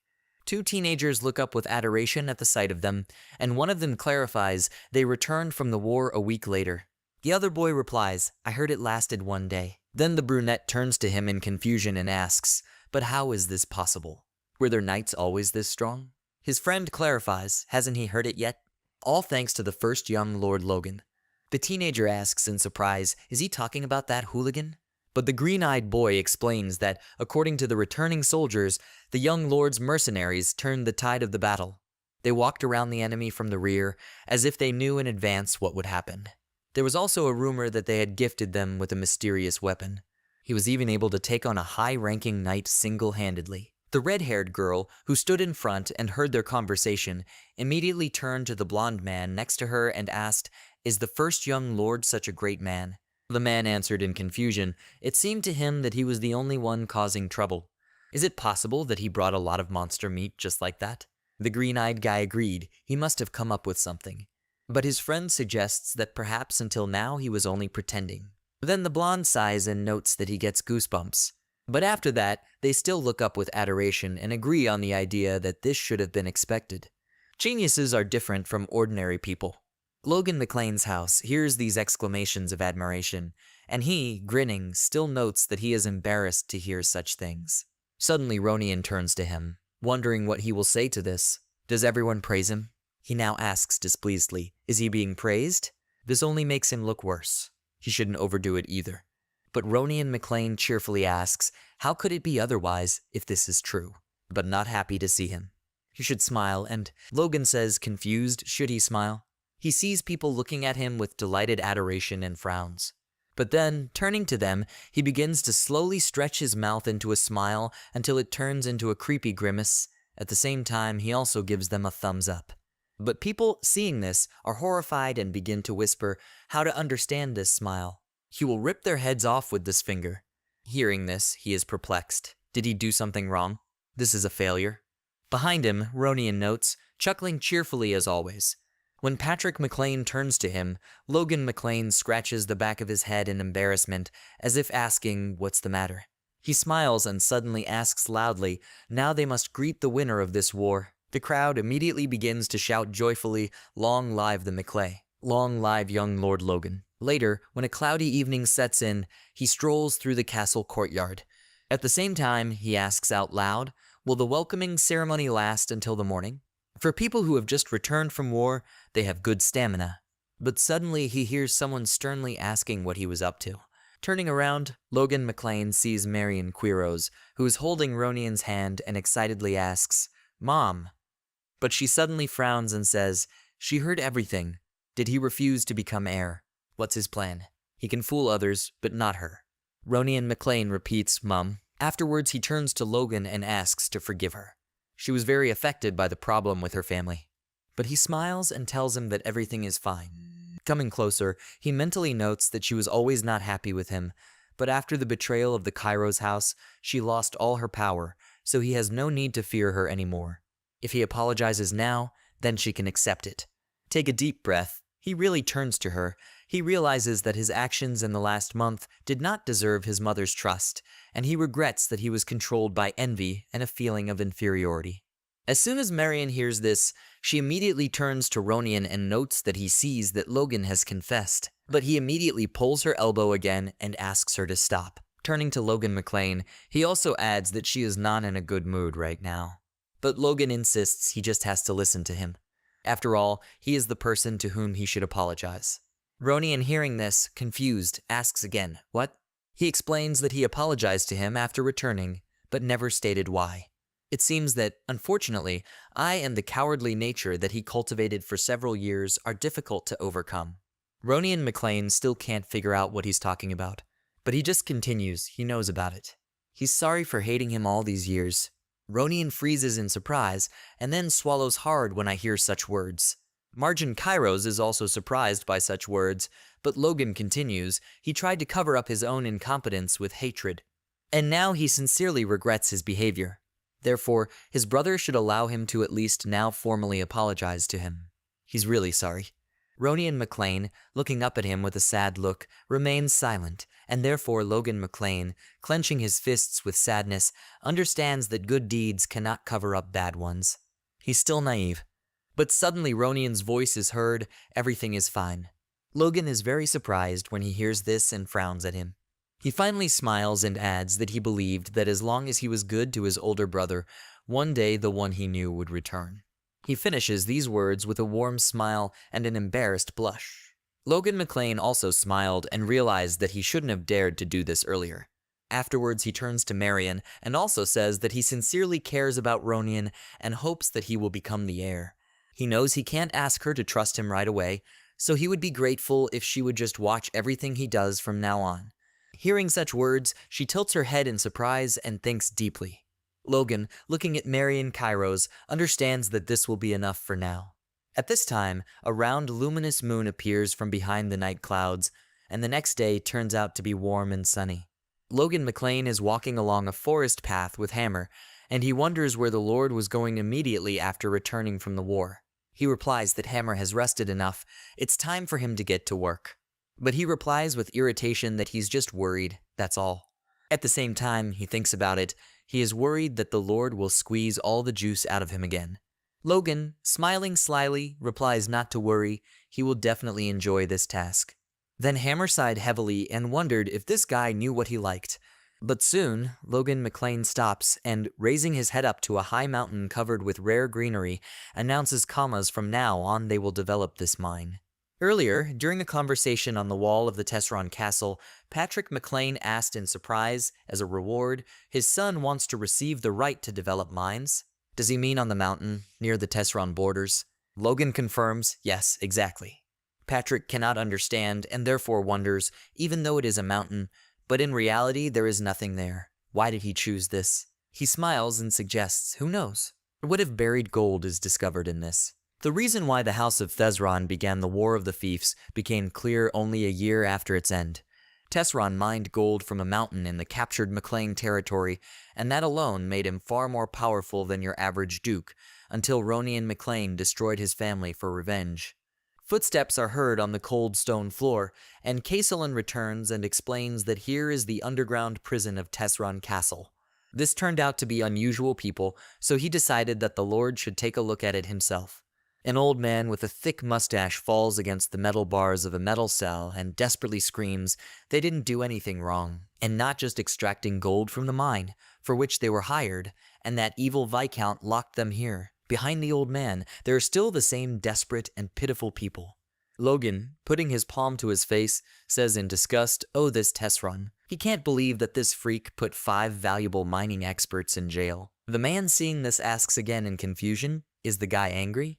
But Logan McLean, licking his lips at this moment, realizes that this is such an unexpected catch. The old man, noticing his gaze, is perplexed. What's the matter? They won the war against Tesseron, but it was like riding a small wave.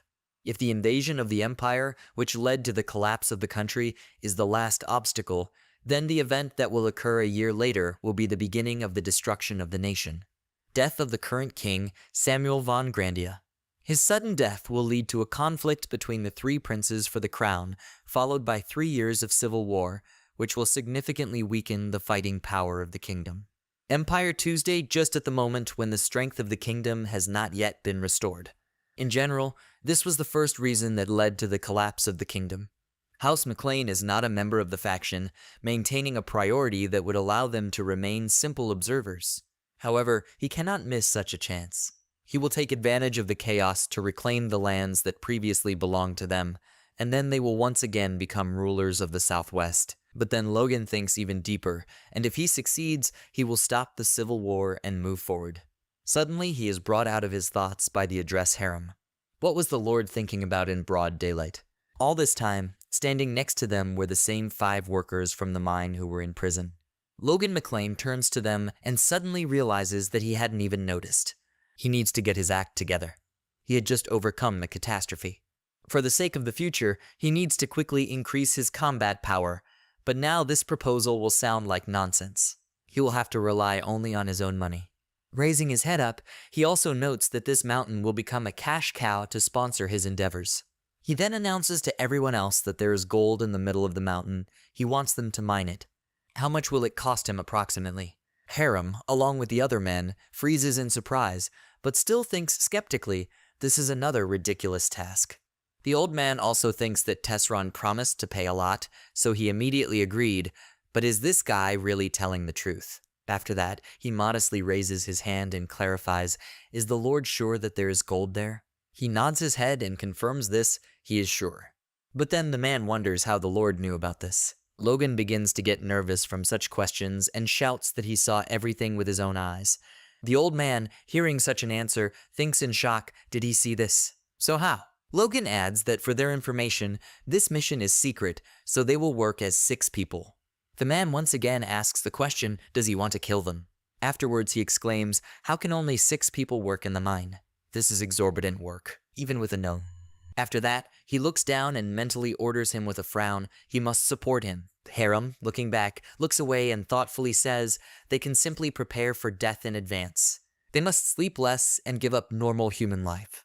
As soon as the old man hears this, he realizes with horror that he is finished. Logan McLean, watching them, thinks contentedly, Hammer is great. He already thinks like a slave, or rather, like a worker. Afterwards, he still asks, aren't you ready to start? And he would like to hear what about payment. The man at first doesn't know what to answer, but then explains that first he needs to get to the gold in order to determine the scale of the work. But 5 million gold pieces will do as a down payment. Harem also adds that it will take a long time to develop the mine safely. Preparation alone will take 6 months, then the same amount of time to work at full capacity.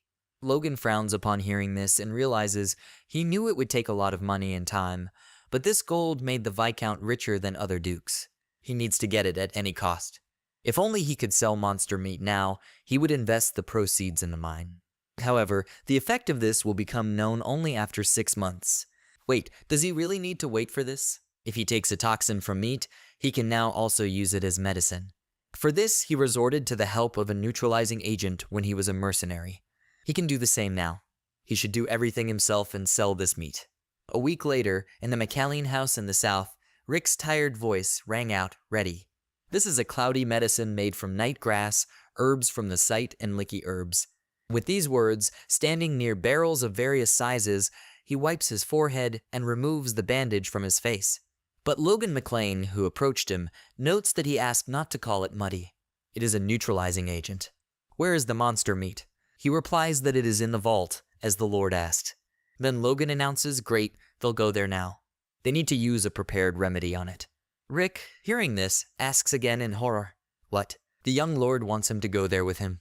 Logan McLean confidently answers, of course, but then he closes his eyes and pretends that he doesn't hear him, shouts loudly that no, he doesn't want to do this. The Lord has never been there, so he doesn't know anything. Logan, observing this behavior, is confused and thinks, why is this fool suddenly fussing like that? But unexpectedly, a disgusting smell also reaches him, and covering his nose with his palm, he groans and wonders what this stench is. While Rick is vomiting nearby, Logan McLean still understands. He knew that he would smell, but this smell is already making him nauseous. Then he activates his aura, which penetrates his nose, and then he sighs with relief. Logan finally announces that they should finally go. Rick, seeing this, shouted in confusion, It can't be. Why is he feeling bad? But not the Lord. He replies that he has paralyzed his sense of smell. Rick annoyedly shouts at him that he is selfish, but Logan McClane only advises him to awaken the Force if he feels so bad. Then he hands him white powder and asks him to sprinkle it on the meat. He should not regret it. Let it all be in this powder. The black spots are poisonous. You have to be careful. Rick, doing everything as he said, with a scarf tied over his face, quietly says this smell. Logan continues to command him, after which he must make minced meat and roll it into a ball. Having shown one such ball, he asks, well, does it look like medicine? Rick notes, frowning, probably. Then Logan McClane announces, okay, this is what they will be selling. He will create, so he must remember how to do it. But as soon as Rick hears this, he immediately shouts in protest, what? No, never. Logan suddenly adds that he will pay 100 gold coins for each pill. Then he finally sighs and answers, let's say. Logan McClane realizes at this moment that he actually expected to do without costs. But after tightening the pills for him, he announces that the effectiveness of this medicine now needs to be tested. I'm wondering, what is this for? Logan replies that it's for men's health. Rick, still frowning again, asks, how is this to be understood? He exclaims irritably he shouldn't disappoint him. He explains only once, so the servant must listen carefully. The girl rabbit notices how the boy rabbit very slowly stirs something in a plate with a mortar, and approaches him and touches him on the shoulder. Then the girl rabbit shows the boy rabbit the pill, and he eats it. The next moment it begins to work the mortar more actively, gradually picking up speed and increasing in size. Rick, having listened to all this, suddenly exclaims, and Logan coughed into his fist, did he really understand? He adds, chuckling, yes, everything is clear to him, but there is one person on whom you can try it. Logan McClane asks in surprise who it is. Rick raises one finger in the air and announces Dwayne. At that moment, walking along the corridor of the palace, he wonders why his ears are burning. Walking up to the door and knocking on it, he announces to the young lord that Dwayne Filsner has arrived. Logan's voice is heard from the room. He can enter. Opening the door slightly and going inside, he apologizes he's sorry, but they told him that the young lord wanted him. Walking deeper into the room, Dwayne, looking back, adds, the first young lord. Suddenly, Logan McClane appears right behind him and whispers in his ear that he has been waiting for him. Dwayne Filsner got very scared and jumped to another door and shouted, you can't jump out from behind so quickly. Logan, walking up to him and putting his hand on his shoulder, explains that he just wanted to give him a shoulder massage. He's been very tired these last few days. Apparently he has to settle things after the war, right? Dwayne, very embarrassed and trembling, stutters and answers, what? No, it's okay. In contrast, things are going worse for the Lord.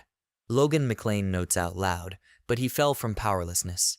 Dwayne Filsner explains, no, the Lord just scared him. But he lightly slapped him on the back, already angry, and insists, it can't be. He knows how difficult it is for him. Things are going badly for them, because Dwayne spent every last coin on the war. Syllables and Knights do not know about this and ask for payment. Management is going through difficult times right now. Tears appear in Dwayne Filsner's eyes. He again reddens his excuse. He is sorry. All this time he seems to have misunderstood the young lord. He didn't expect that he would be so caring to even think about the manager. Logan, wanting to quickly move on to the necessary matter, directly asks, is that why he has problems with the opposite sex? As soon as Dwayne hears this, he first freezes, and then, quickly walking towards the exit of the room, he changes. He is very sorry. Logan McClane, frowning, shouts after him to stop and at least listen. He wanted to offer him help. With these words, he extends his palm forward, on which the pill lies, and Dwayne Filsner turns around and, a little scared, asks, what is this? Logan explains that it is a patented product from a merchant from Kale. The result is guaranteed after the first pill. At the same time, he also mentally adds, he has never tried this personally. But then, Dwayne turns again and insists, what is he thinking? He decided to give it to him first, but in response, he only embarrassedly lowers his eyes to the floor. After some time, someone quickly runs along the palace corridor, making heavy steps, and addresses Logan McClane, the young lord. Rick, who at that time was walking with him, but in the other direction, says in confusion, is this manager Dwayne? Logan understands with pleasure, finally, but he immediately turns to Dwayne Filsner, who ran up to them and hurries to scold him. This is the manager. Is it possible to run along the corridor? But Dewey, not paying attention to him, immediately turns to Logan and hastily says, "How much? How much do the pills cost?" Logan McClane, hearing such a question, understands that this is success. Rick also turns to him and clarifies, do they hear him? But Logan, really not paying attention to him, asks Dwayne to give him his hand. He continues to breathe heavily, sits down on one knee, and swallows heavily. At the sight of such a picture, Rick exclaims in confusion, "Manager." But for some period, there is a pause between them, while Logan McClane, in the eyes of Dwayne Filsner, looks like the main character, and Rick, not understanding the situation, also watches him. Suddenly, Logan hands Dwayne a wooden box, and he accepts it like the greatest gift. After the first successful time, the men bowed their heads in front of Logan McClane, and the experiments continued. One day, while sitting at the table with a serious voice in his voice, he turned to Heinkel standing in front of him. He heard rumors that he and his wife had been having a lot of quarrels in recent days. Is that true? He asks in confusion, "What?" Then spreads such rumors. But Logan immediately closes his second test subject's mouth and announces, "I'm satisfied. He just has to try to accept it." As soon as Heinkel swallows the medicine, he suddenly feels a flame inside and, turning around, tries to somehow hint to him about leaving the young lord. But Logan McClane, understanding everything, asks him to go to his wife. He will talk to his father.